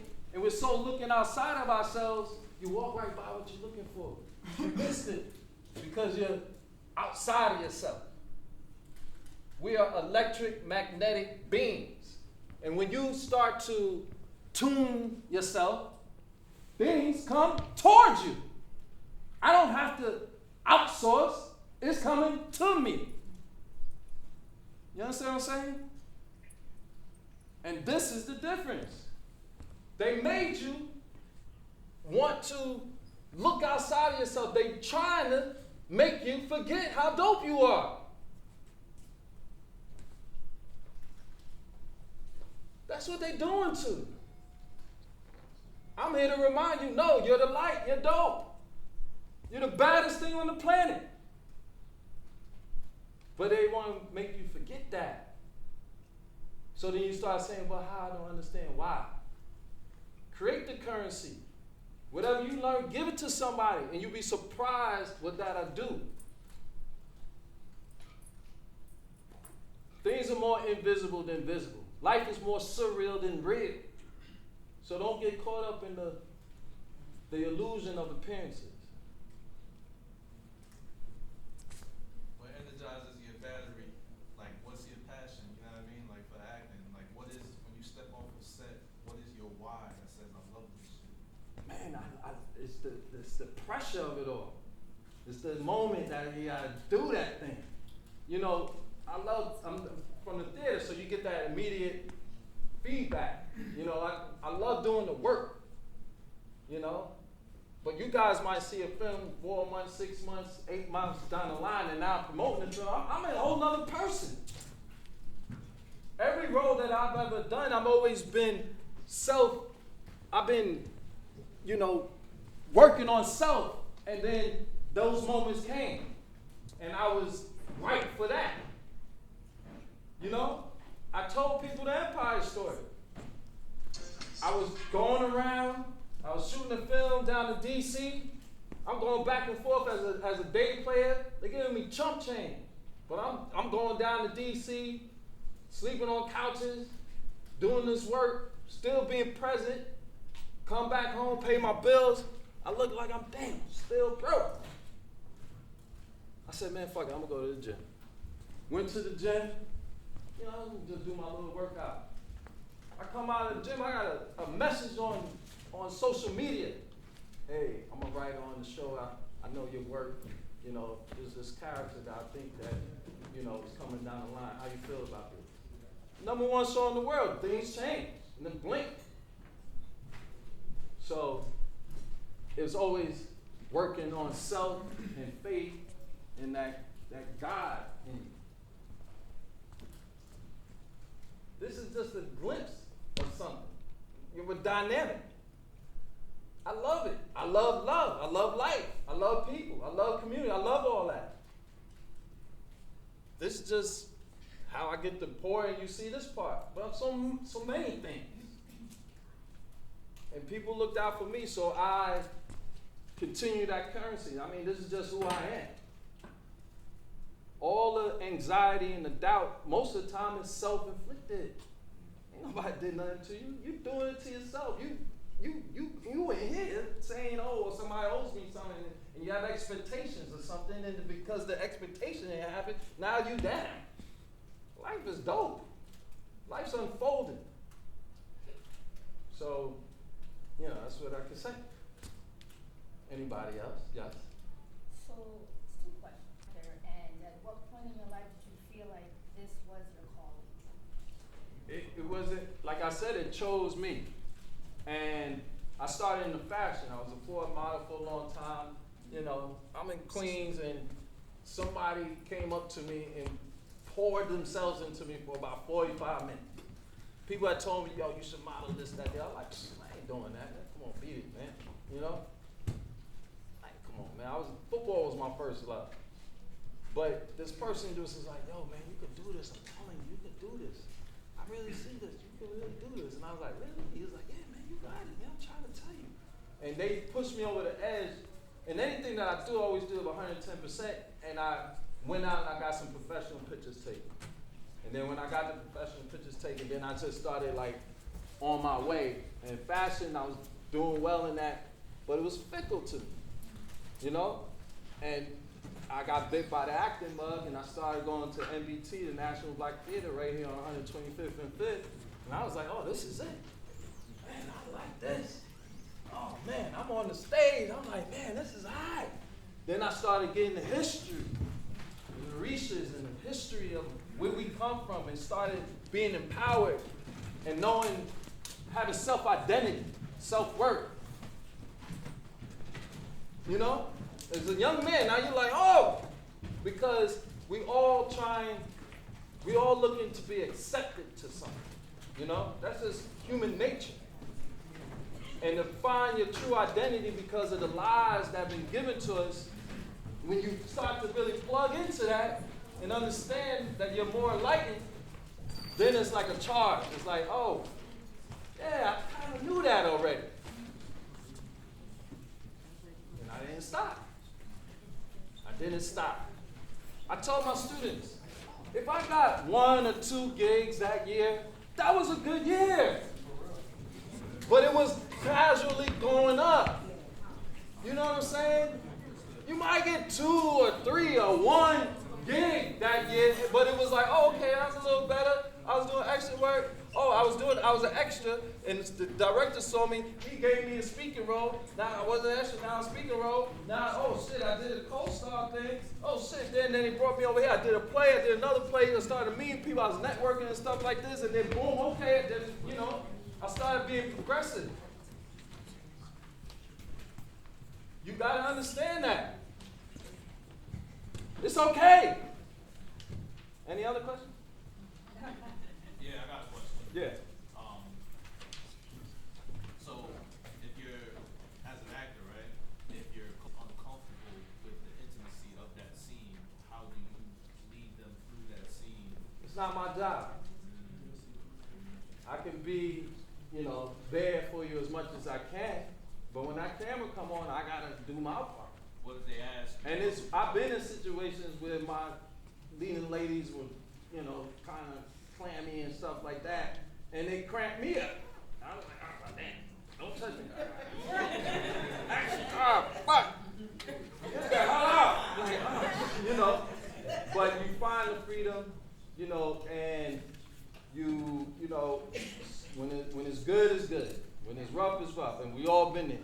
I've been on great, and you don't get this a lot. You've been on a great production, and you're like, man, this is everything. I love it. I get it. And then you be in a theater doing a play, and you're like, what? Every day, you're like, I don't know.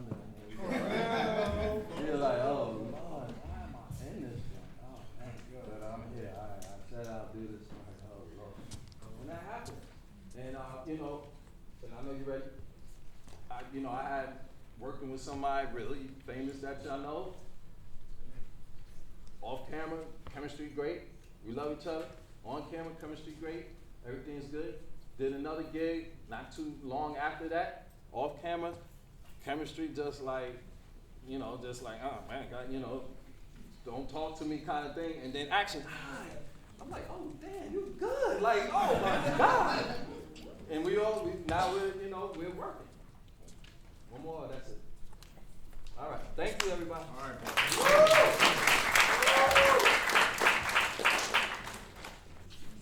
First up is the winner of the Act Up Screenplay Competition, which we have been doing since 2016, 17. Either way, it's been a long history, but I'm pleased to announce that this year's winner is James Gillard.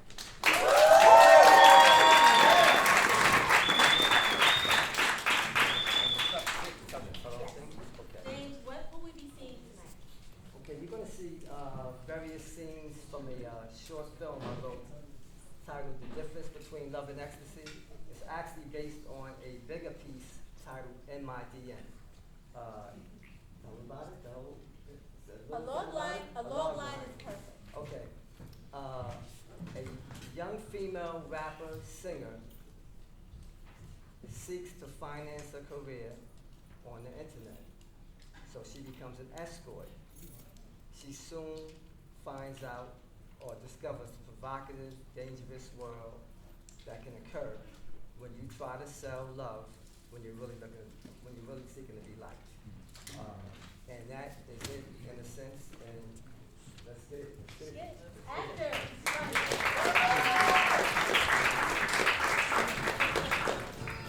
Actors, let's act up.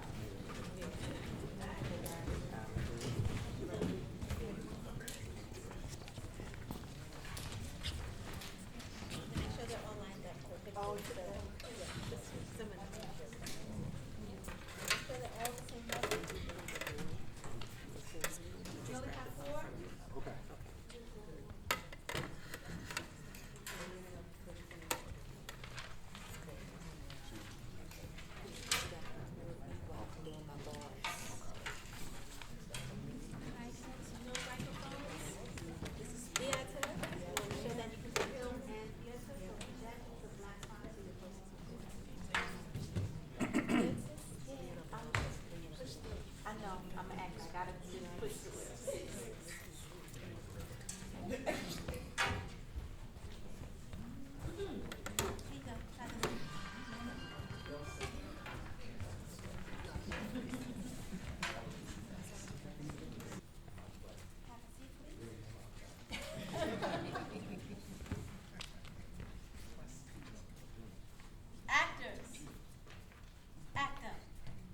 Exterior, City College campus, Harlem Day.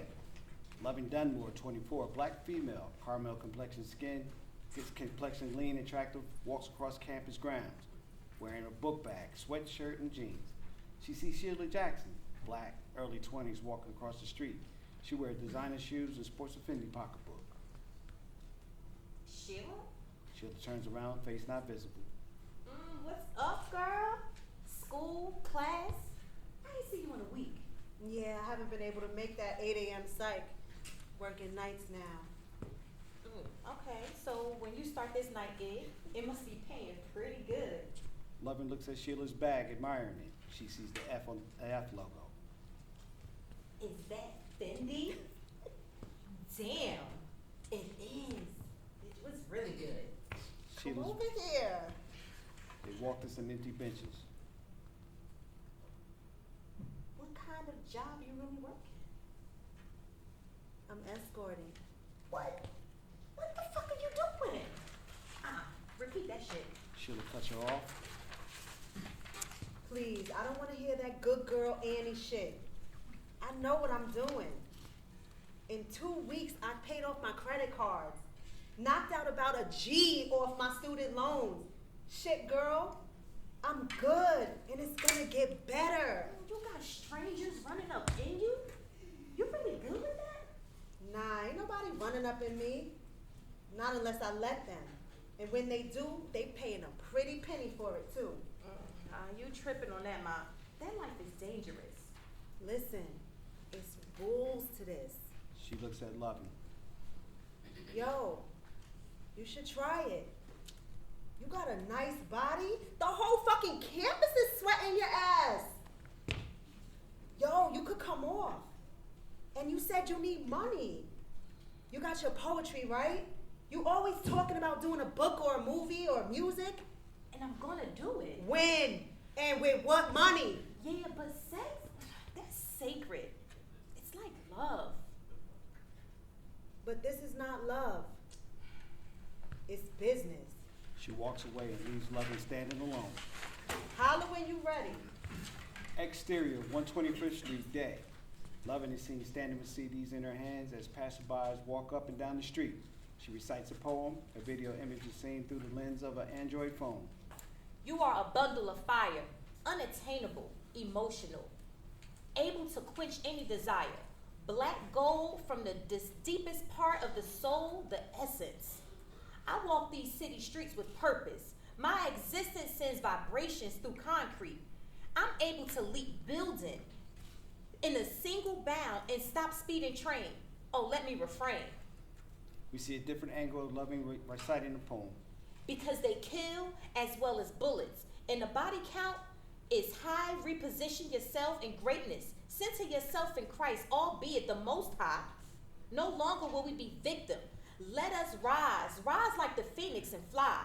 In our earthly form, we will walk slow, fast, hunched over, straight up, crawling, possibly falling. But we get up. Like the ancestors before us, and with renewed strength, we are no longer walking but running. Running to our destiny, because the world awaits. Manifest. Some passerby clap, others play little attention. She grabs her phone from the young boy, 12. How did it come out? Fire, I got you from different angles. Post that. All words original. If you like to purchase, I have CDs on sale for $10. Also visit my IG, I Am Love Harlem, and download all of my songs from my cloud. She watches as people walk by, not acknowledging her. Interior apartment night. A large TV is spotted on the wall. A sofa and love seat is seen. Living room is relatively empty. Lovin enters apartment, places book back down, as well as CDs. Takes out two $20 bills out of her pocket. Shakes head. Walks to kitchen. Opens fridge. Pours a glass of juice. She spots a black overcoat on the chair. Tawana Dunmore, Lovin mother, black, mid-40s, slight grain in hair. Shapely but extra pounds are noticeable. She enters living room frantic. You see my pocketbook? Hello, and how are you? I'm going out tonight, so Uber Eats, okay? I don't know what that's about. It's not like you hitting the pots anyway. Always something to say. And you always got some stray cat you trying to save. Or are they saving you? Remember who you're talking to. A grown woman, and remember whose house you living in. Tawana finds her pocketbook on the shelf. You don't get tired of it though? Running around looking for somebody? I don't have time for this right now. Lovin walks to room, enters and looks in top drawer of her dresser. Hey, you see my blue baby doll set? I can't find it. Tawana is now visible at the door. It's in the hamper. I borrowed it last week. You borrowed my shit? Yeah, you had it for 2 months. The tags was still on it. I didn't think you was gonna wear it. And besides, who you wearing it for? You haven't been in a relationship in 3 or 4 years. Tawana leaves the room. Loving speaks to herself. Yeah, because I'm not trying to be you. Weak. She sits on the bed dejected. You want my shit. Oh, I gotta get out of here. Looks at mail. Opens envelope. Damn. Bills are killing me. I need some money. Looks at open envelope addressed to Tawana. Cable bill is due? Yep, cable bill is due. What's that all about? I don't even look at TV like that. Plus, this bill has your name on it. Picks up cell phone. Looks at social media page.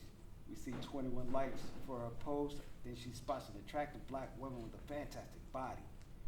Cut to exterior street, NYC, dead. IG feed. A black woman, early to mid 20s, is seen walking through the city street, which is relatively empty. She wears a tight-fitting catsuit, revealing every single curve in her body. Her hair and her skin glows. She looks like sex. Some are 5s, some are 10s, but I can't be categorized, and I refuse to be boxed in. Woman walks on the street. Various angles we see her breast, hips, lips. Hip-hop music reverberates underneath video. I am limitless. Heart and like symbols float on the screen. 10K likes. Cut to room now. Huh. Are you serious? Shit can't get any tighter. This could never be me. Never. Lovin clicks on her image of her reciting poetry and singing on IG. She is seen. 20, 25 likes underneath. Shakes her head. Searches Sheila's name on phone calls. We hear the voice of Sheila. Loving, what's up? How does it work? First thing is you have to post some pictures. You can go conservative. It has its place. But when you show some skin, you took your game to another level. So I suggest you to show a little something without showing too much.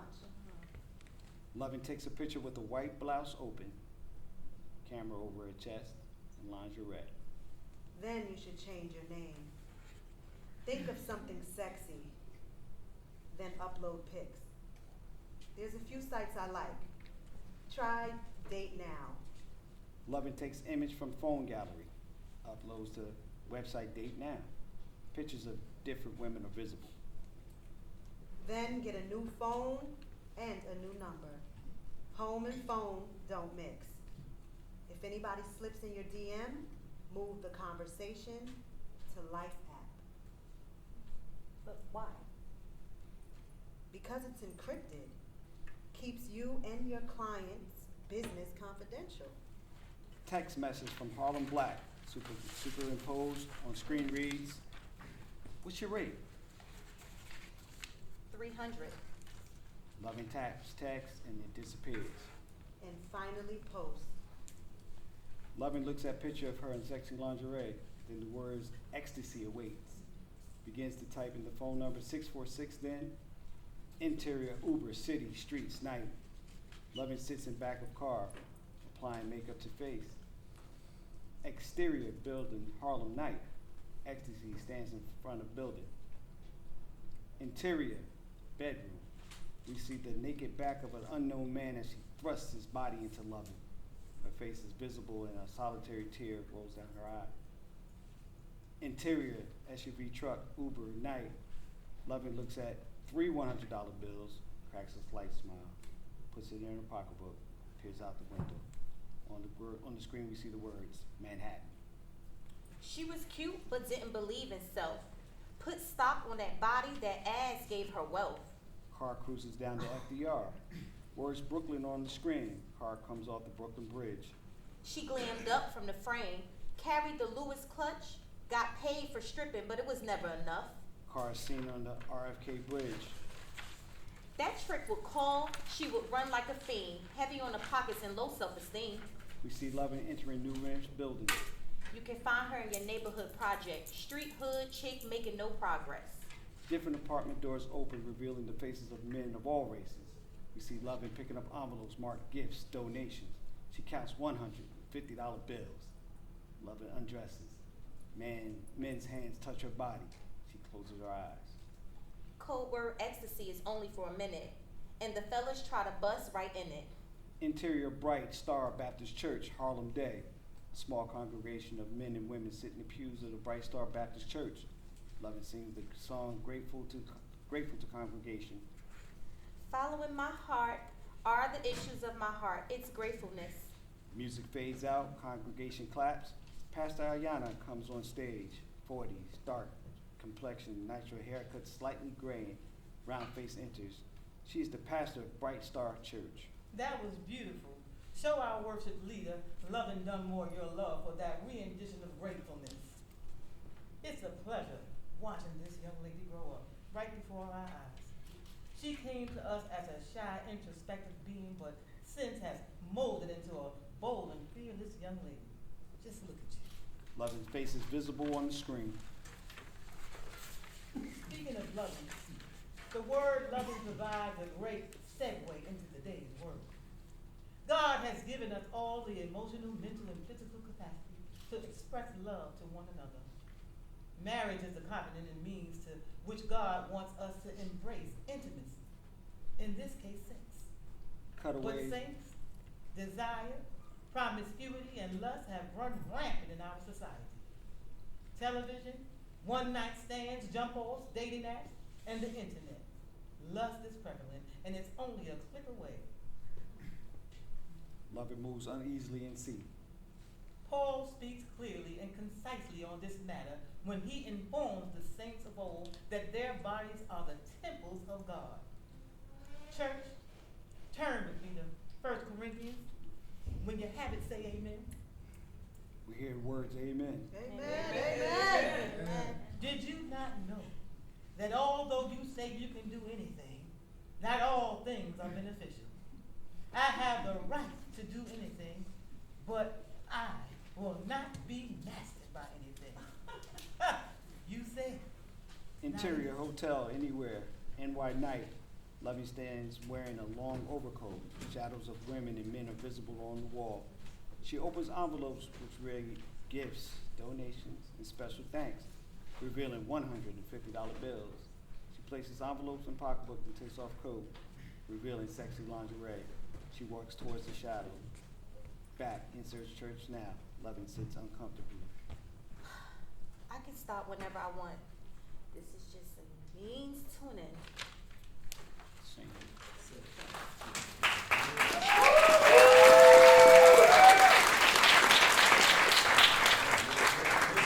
Good stuff, everybody.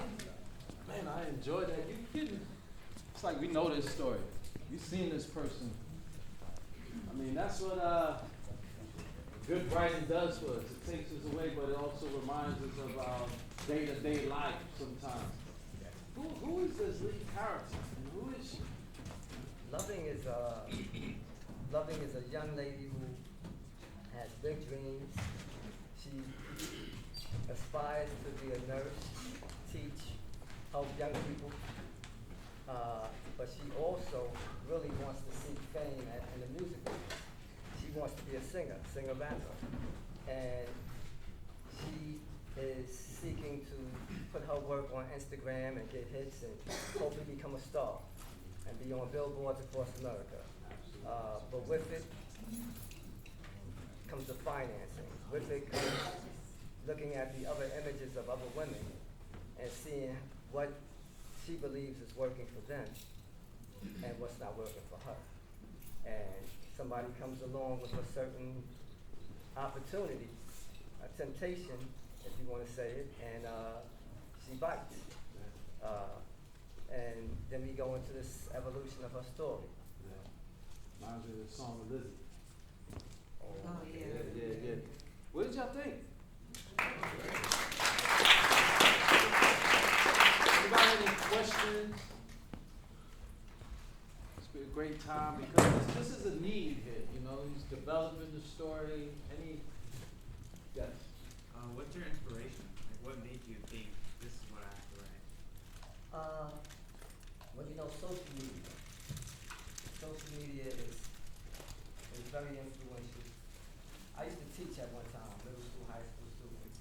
I used to teach in drama and theater, and these images that they see, or that art imitates life.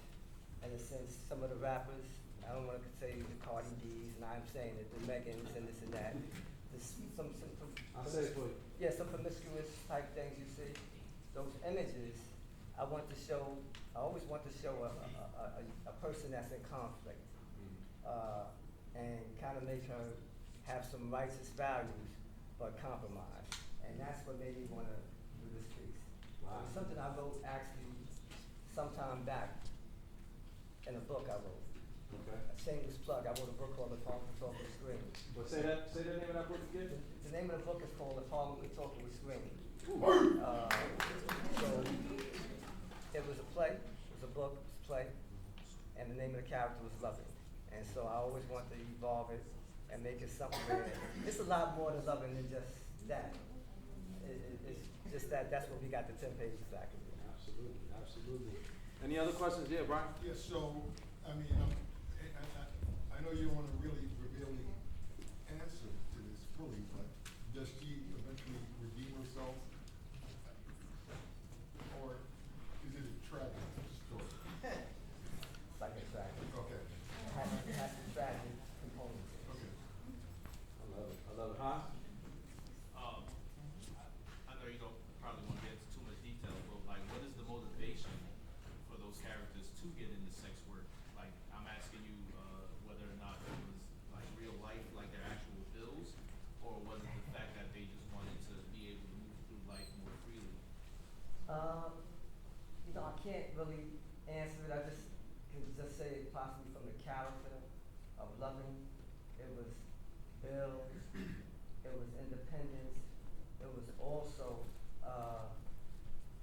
seeing, like, getting money. It's a part of it that's not in the script, where there is an issue with her studio, and she's got to pay some money back for studio time, because her music is really important to her. Yeah. And she wants to come up with this certain amount of money by a certain time. So it's other pressures on her to actually get money, and she wants to get it quick. And the friend kind of mentioning it to her became a means to do it. Absolutely. I hope that answers your question. Yeah, so we had to keep the questions down to 3.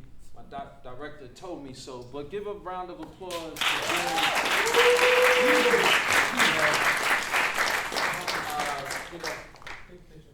Oh, absolutely. You know, being on display is not easy. And, you know, we are storytellers, so thank you, James. I appreciate you, man. We're going to 5 minutes. Oh, we're going with Ian. Ian's going to come out on the screen and talk to the audience. Good to see you, man. Thank you so much. So just give them a brief synopsis and a log line. Sure. I'll give you the log line first. I'm not an actor, so I do appreciate the fact that you can remember all of this stuff. I'm just a writer, so I have to read. So the log line is, when his mother's foot is amputated due to diabetes, New York subway hustler Jamal McWilliams stops selling candy, switching to homemade healthy snacks. Can good intentions become a business?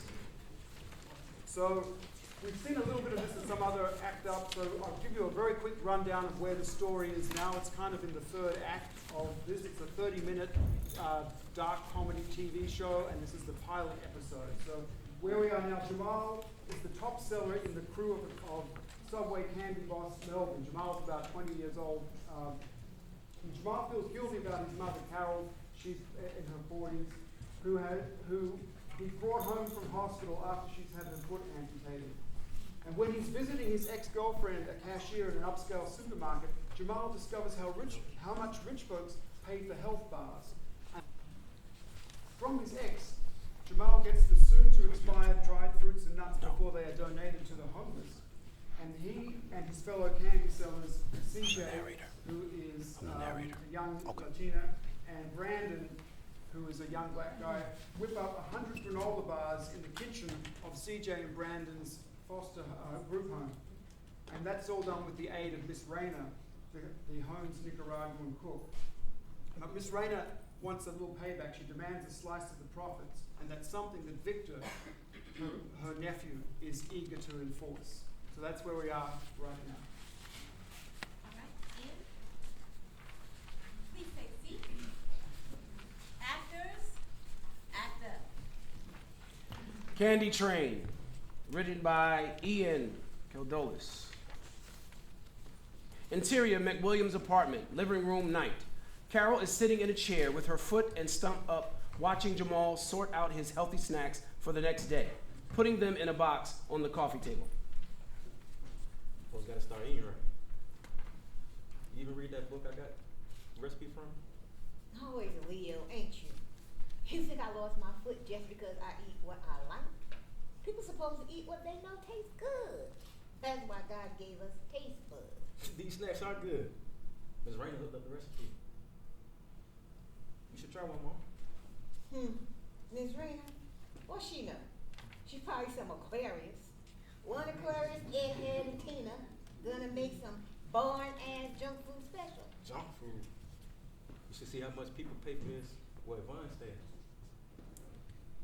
More money than sense. Interior, subway, car number 1, Bronx, day. The 2 train is busy with its usual assortment of working Bronx residents.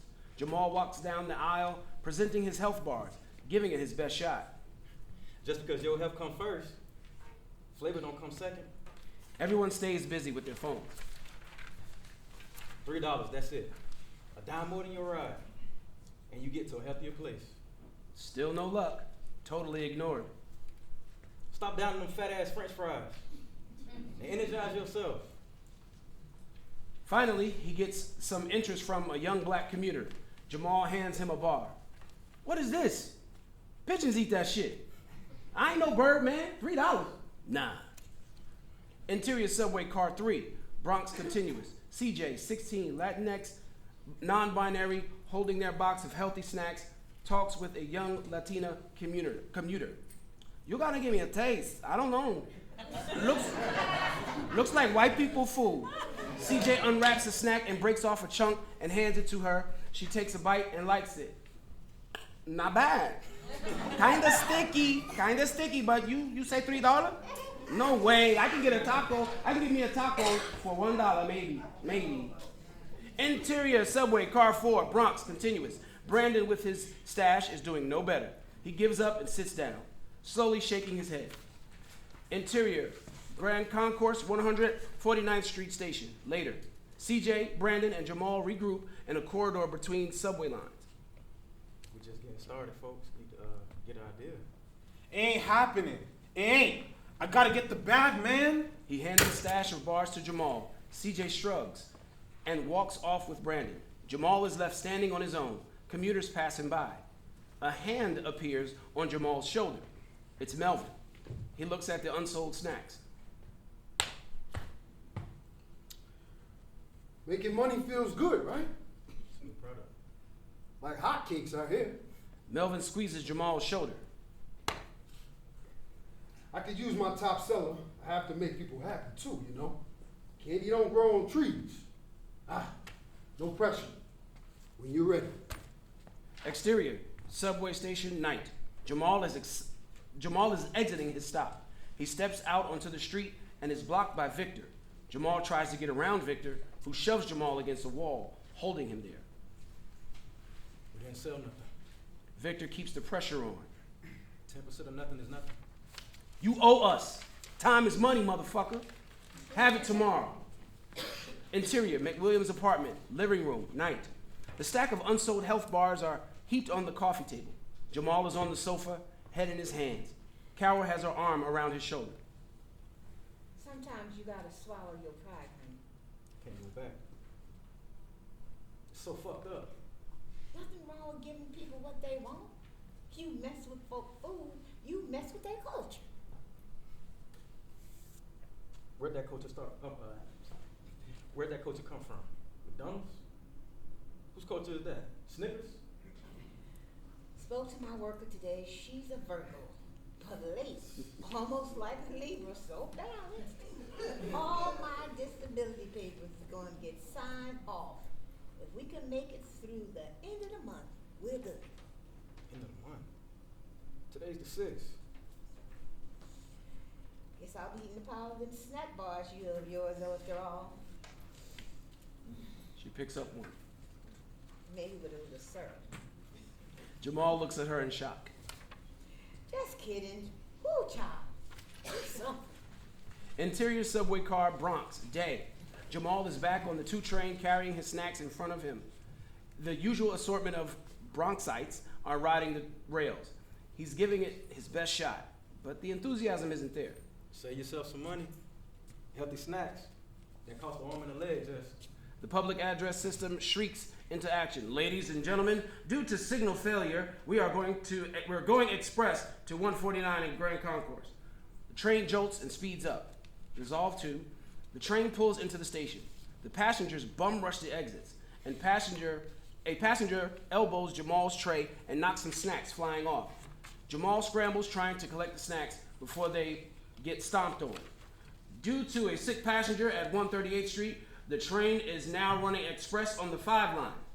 And Jamal grabs the last of his snacks, the doors close. He's trapped.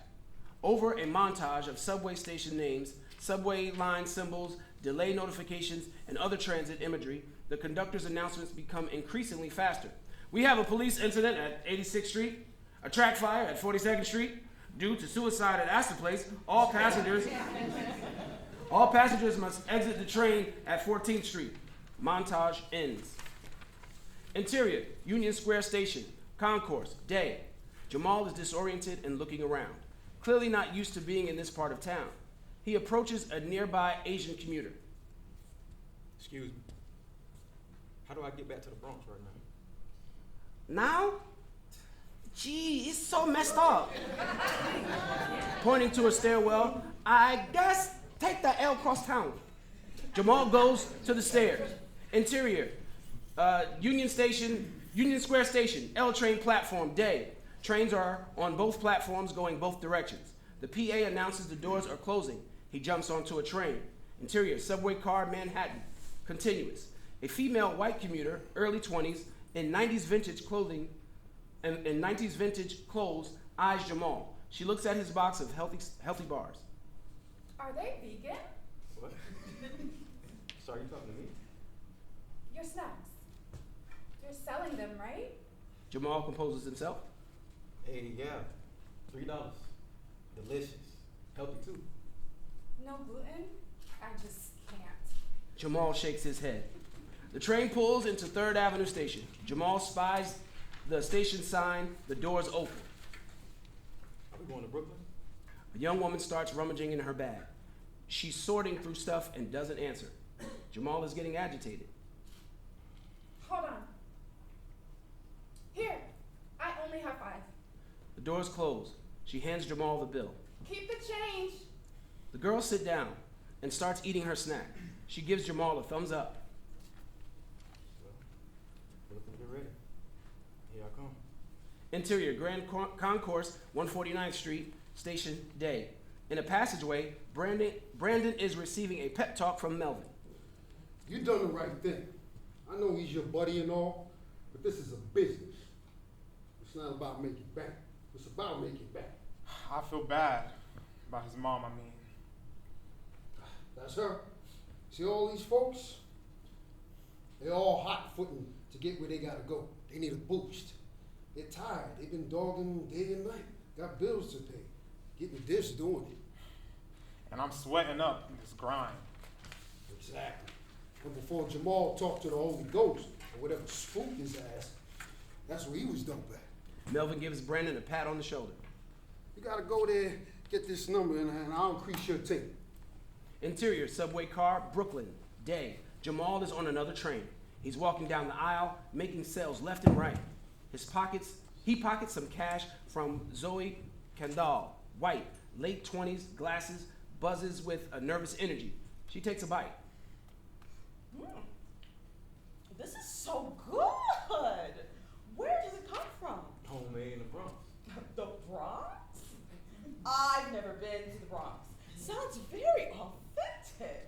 starts to move on. Hold on. Can I get another for my editor? As Jamal takes out another bar from his dwindling stash, just a handful to go, Zoe takes out her phone. The way you eating, you sure it's gonna make it to him? Her. She's a food influencer at Brooklyn Zest on Insta. Zoe holds up her phone and takes a pic of Jamal and the snacks. Jamal is a little taken aback. He grabs the overhead rail and leans into her space. Yo, miss, that's not cool. Sorry? Snapping what I asked you? Now Zoe is taken aback. Where you from? Brooklyn. Nah, from. Oh, Idaho. Near Boise. Jamal nods, leans back. It all makes sense. Zoe looks at her phone. Nice. Can I tag you? We've got 16,000 followers. End of scene. Good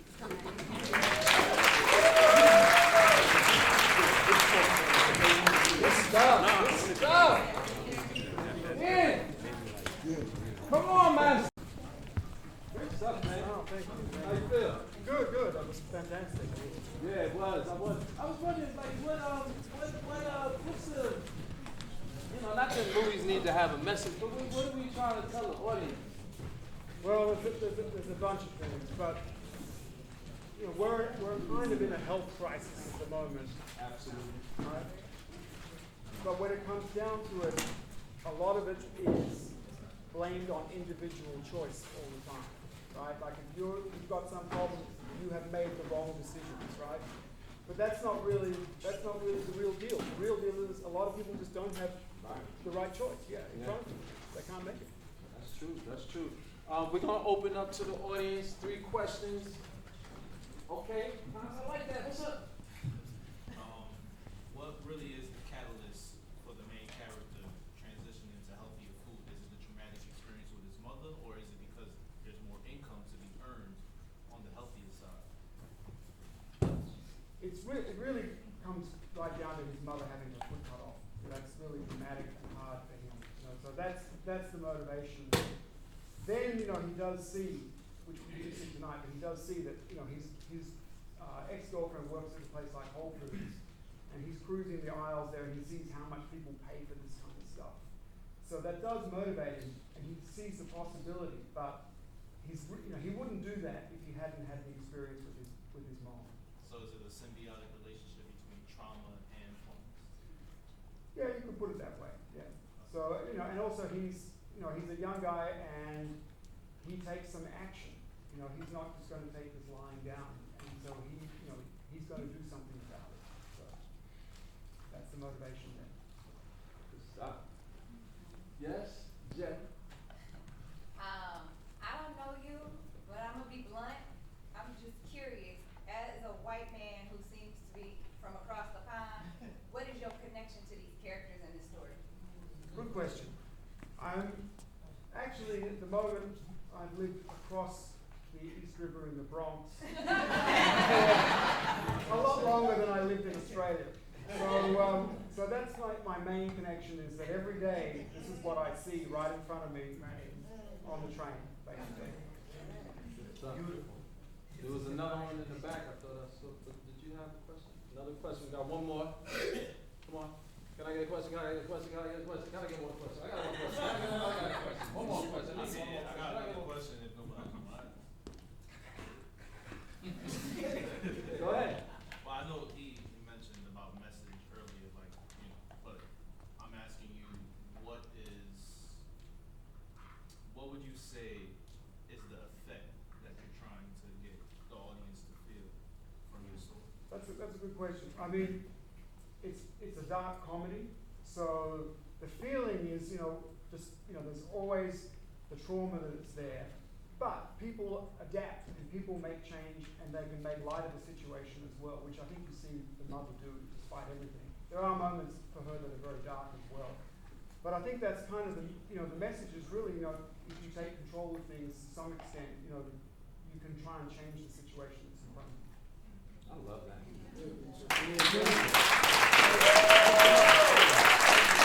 Yeah,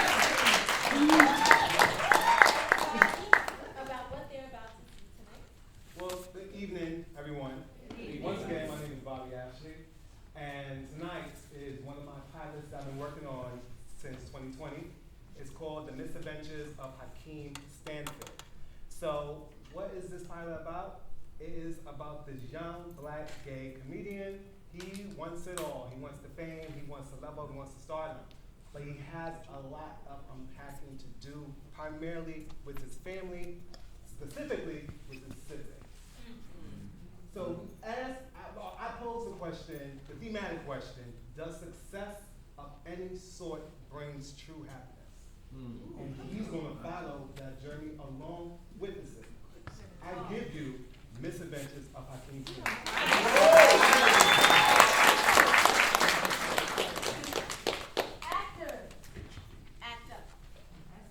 Interior, Mama's Comedy Club, night, phone to ear. Hakeem circles around on stage. Exterior, College Library, night. Tiffany eases across the quad of Brooklyn College holding textbooks. AirPods in ear, she answers with intricate scenes. Cousin, don't kill me. You missed the train. More like I need to study for this biology exam I have in the morning. But I told you about this. What's his name? Chapters 15 through 17. True Tiffany fashion. Wait till the last minute to get shit done, but this time it cost you a night of not supporting me. Hold up. Time out. Pause. Bring that all the way back around track 1. Name one time I've ever missed any of your shows, Hakeem. I'll wait. Hakeem thinks mightily hard for an answer. He has nothing. Exactly. I even brought my laptop to the club that one time when I was on that. I'm studying backstage. Are you even listening to what I'm saying to you right now? Yeah, the show starts in a few hours. This gives you ample time to catch the 4 train. And for you to hit up Chad to see what he's doing tonight because I'm not coming. You know me and Chad Ain't what? A beat between the two. And then? What is a man Bob? Hakeem!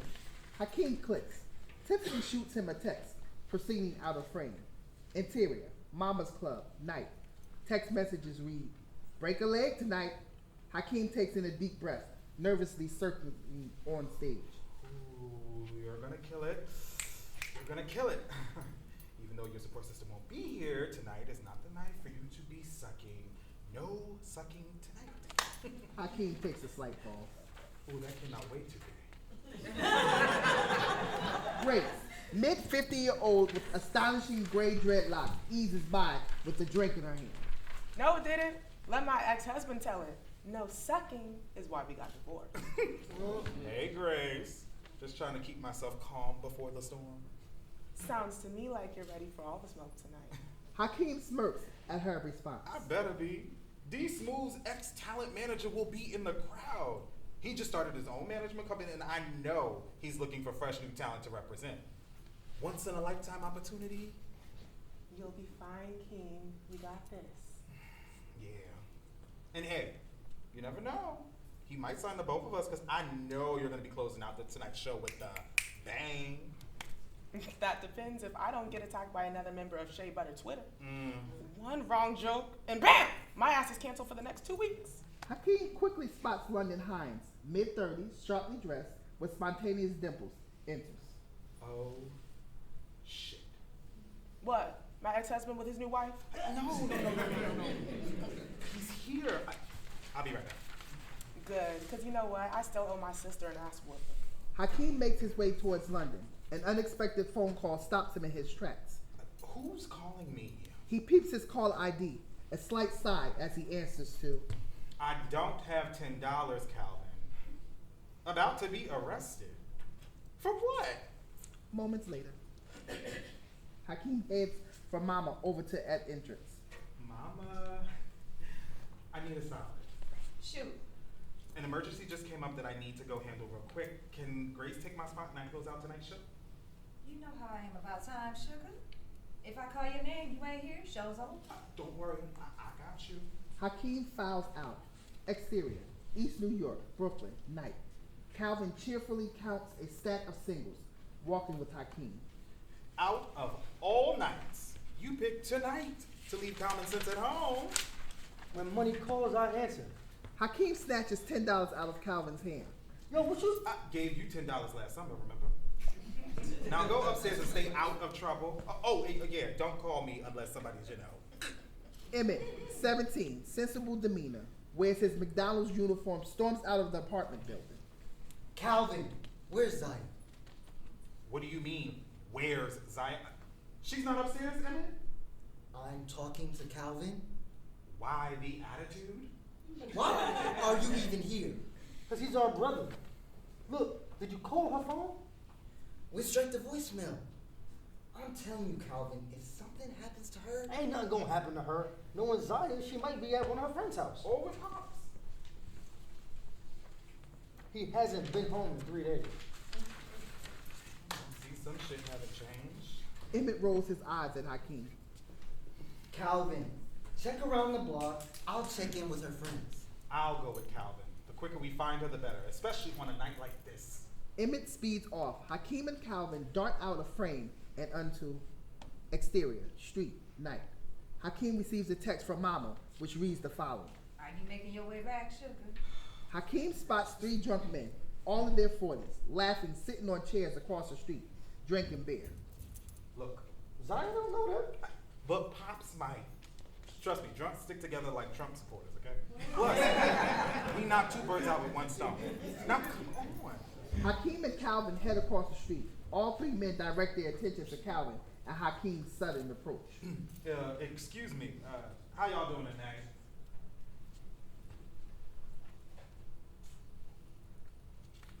Sir.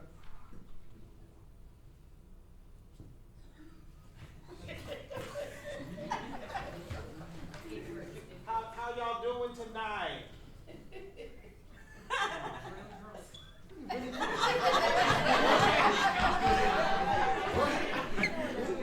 What you? I'm out. Hakeem snatches Calvin back in place. Y'all know Daryl?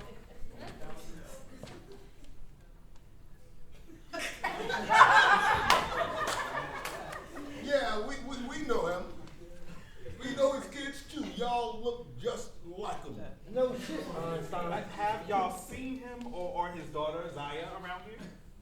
I wish. That motherfucker don't owe me $40. Okay, but have you seen him? Said it'll pay back with the paint job. Said the same shit to me from both bedrooms in my living room and my... Who you with?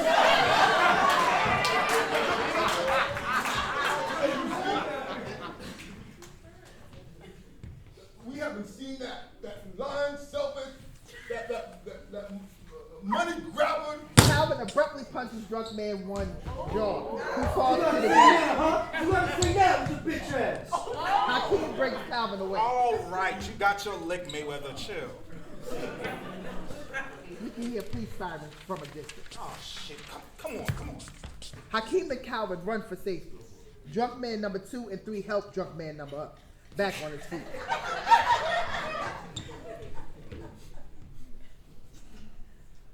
What you gotta say now, huh? With your bitch ass.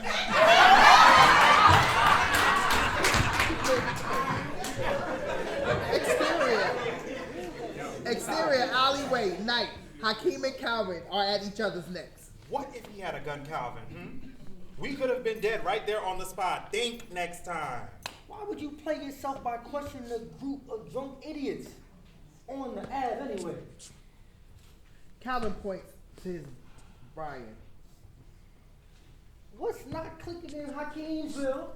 Hakeem gets a text from Mama which reads, You almost up. Where are you? Emmett turns the corner. Y'all found her? No, damn it. Why is this happening to me tonight? What's so special about tonight anyway? Hakeem takes a deep breath and then reveals. D Smooth's ex-manager is at Mama's right now. It's my chance at startup. Chance at breaking that damn glass ceiling. I mean, I was this close. Hopefully there'll be other chances. You know, maybe she's at McDonald's. Let's go check. Hakeem continues walking. Me and Emmett will check McDonald's. You go to Mama's and do your thing, huh? You sure? Yeah. We wouldn't stand in your way of missing out on your big fucking opportunity. This opportunity can change all of our lives, Emmett. Our lives? Emmett smirks like this fool's out of his mind. You know damn well this is just your fucking way of justifying your actions. Emmett! Don't do. No, Cal. Let him say what he has to say. Abandoning us again. Doesn't surprise me anymore, though, cause every time the kitchen gets hot, every time shit doesn't go your way, every time you just get up and leave. What about us, huh? A beat from Hakeem. Yeah, that's right. That's what I thought. Emmett paces away. Hakeem's phone receives an alert. Just keep me posted, Cal. All right? I got you. He paces across the street, right into his Uber.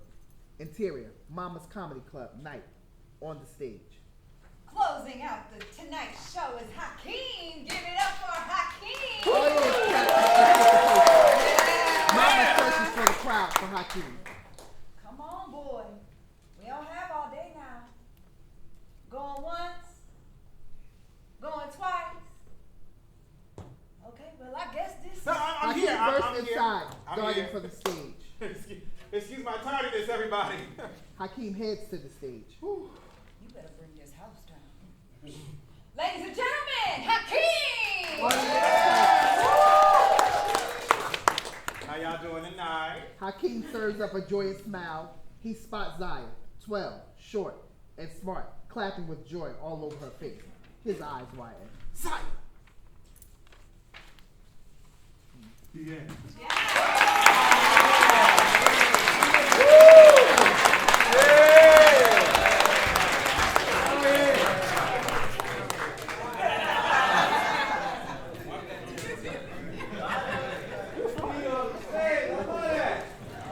Yo, do you see why we need each other? Writers, we need, the actors need the dialogue, and then the writers need us to take it off the page.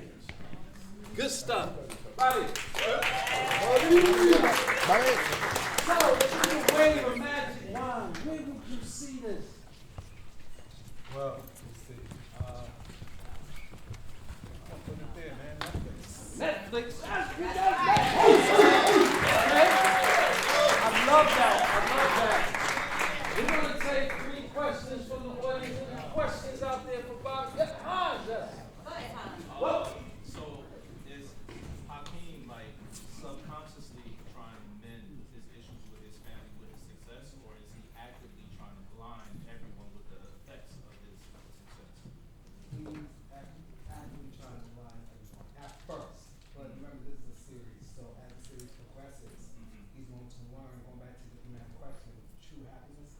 He thinks achieving and being ambitious and getting to the next level is his true happiness, which will be redefined once he starts to rekindle things with his family. So by the end of the series, he'll know, like, my true happiness is making sure my family is good, because at the end of the day, that's all he has. that's so good. Hey, just so you have, how many rewrites have you gone through? Oh, 20 plus. For all the active writers out there, this is just something to remind yourself, like, who's giving you coverage on your script? Who's talked about it? Man? Yeah, I was gonna ask, but he just actually answered it. I might have missed it. I know you said this was a series, and are all of them series? Because I No, we missed have- the first one. Was it a film? Was it a series? Yeah, we had a film right at the end. Mine's a series, 8 episodes. I got that. 8-episode series. Was that And a James. It's a short film. A short film. Okay, and then also, like, I know that you guys have all been greenlit. Are they on networks or? Oh, well. Like, or maybe you can't say. I don't know if you can say. That's what I'm gonna say. Great pilot. Hey, let me tell you something. You want success in this game? Keep shit close to your vest. You gotta tell everybody what the fuck you about to do. I'm just trying to tell you. That's all. Okay? So, good brother, thank you for your commitment to the script with the rewriting. But because I'm writing now, I would like to know, as a writer, with all the rewrites you did, what's one thing you learned? One thing I learned is to not play it safe with your protagonist, because sometimes, I remember in the earlier drafts of Hakeem, I was playing it safe with him, you know, because I care so much about him. I was like, no, I want to go through that. No, it's like, no, he has to go through. It's life, you know. So it's like I wouldn't be serving the story had I just played it safe with Hakeem and just played it safe with Emmett, Calvin, and Zaya, all of them. So that was one of the major note I got early on. It was like, don't play. Why are you playing it safe? It's like it's too easy for him. This is Act 2. Things have to be at stake here. So as you see, that scene where you go back home, that's part of Act 2. He has to get back to the club, got the manager, but his sister's missing. So then, sister's missing, manager, gotta go back, blah, blah, there's so much happening. She got the club. But that's the plot twist, you know? And Act 2, then obviously it's Act 3, so yeah. I appreciate that. Yeah, great. I mean, the hands it up. But I was told to bring Act 3. Clap it up. Clap it up.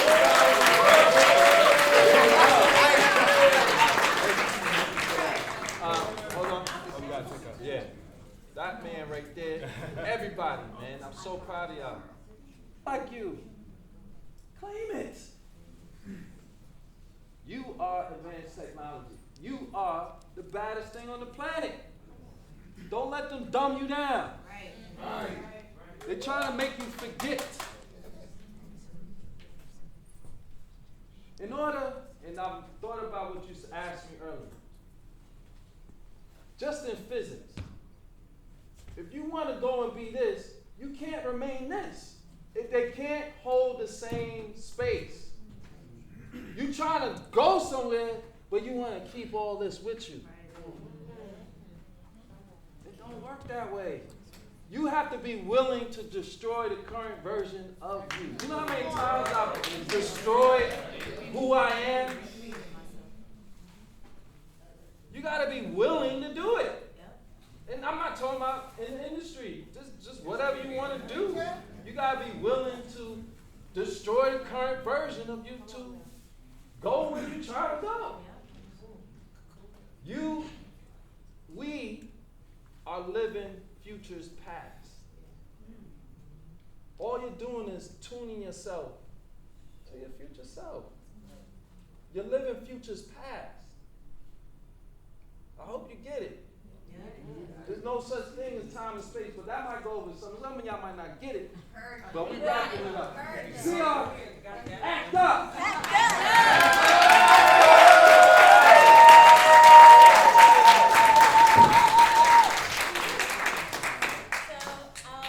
Thank you guys for staying so late. This is a festival edition, so y'all know how we rock. For those of you who started us in the beginning, y'all know we used to get NBC till midnight and carrying on. But I appreciate the time and commitment that you've made in this space to make this great. We've gotten positive feedback from the Apollo, and I think we might be greenlit. More information will be coming. You guys put it on the floor tonight, and that's what matters. So I thank you.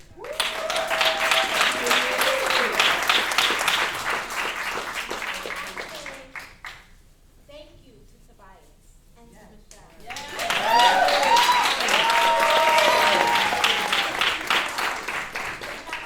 That we find celebrities that will give of themselves to make others greater. It's not often that we find celebrity that says, hey, we have a festival and brother, we need you. We don't have no money. We get you from the mud. Whatever I got, you got. And it's not many that say yes.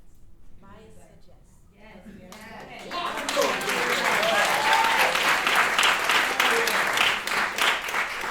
And most importantly, Michelle said yes. You did say it. I know where it's at. I've been her for a long time. Thank both of you. Thank you. It means the world. Tobias has also agreed to be the face of ACT UP going forward.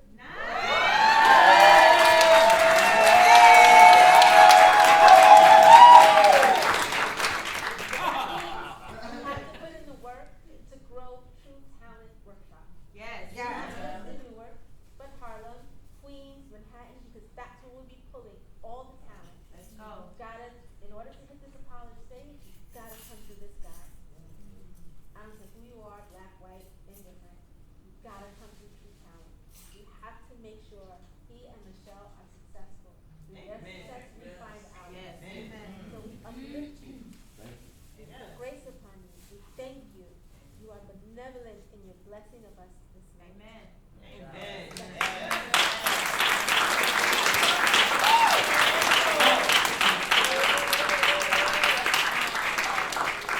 Remember that monkey shit. For those of you that are interested, the bars upstairs is the elevators. We go to the 5th floor, hotel lobby, and we can have shenanigans if you like. Me, I'm gonna sleep. My underarms are funky. I've been in the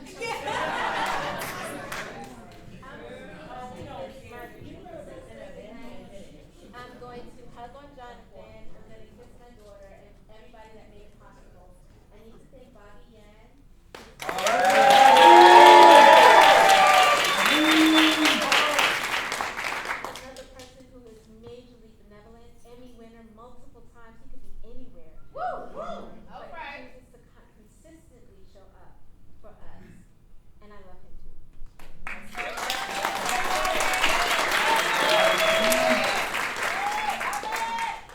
What am I missing?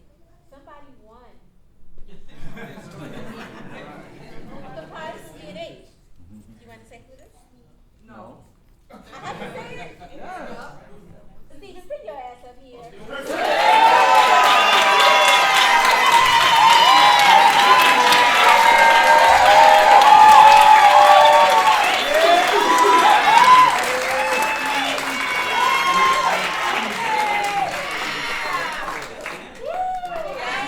I'd like to thank the Academy.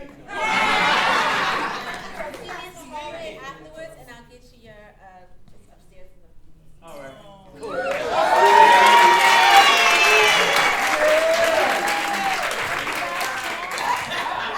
Everybody turn around and say thank you to Denzel Faison. He also is volunteering his time. He's a major force at National Black Theater. So we also want to show our love and appreciation to him. Thank you, Denzel. I love you very much. All right, go get drunk, y'all. I see Yeah. y'all. Thank you, man. Thank you, man. Wow. Yes, sir. Yes, Damn, sir. they booed Lauryn Hill. They booed Lauryn Hill. They booed a lot Yo, of this people. is- Bro, please, come up here, please. Yo, thank you for this. Come on up here. Come on, take a picture, please, brother, please. Man. Come on, take a picture. Oh, this is everything.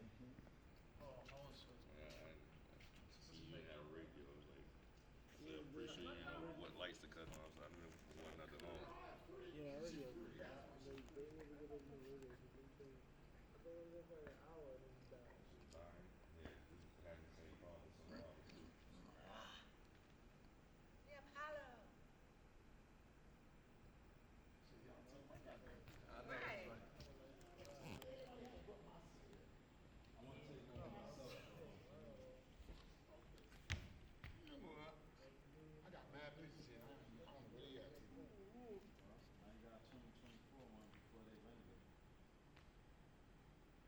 So they're redoing the stage too? I don't think so. I think it's just The outside. outside stuff, maybe some stuff back of the house, and then the whole lobby and stuff is getting renovated. Yeah, They got, that's what I'm saying. yeah. Cause I know they wanna.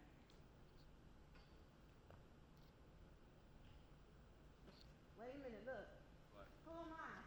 Kiki. Kiki. Hey, your acting skills really coming out, bro. I sing and I sing and Your I acting skills really coming out. She used to be crazy with it, right? Oh my God. Snuck out. Love it. Thank you for that. Snuck man. out on me. Thank you. Security. Appreciate it, man. Thank you. Yeah, you know. Currency on it. Like that.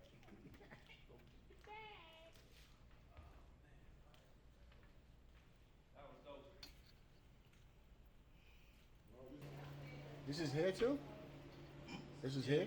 Yeah. All of it is.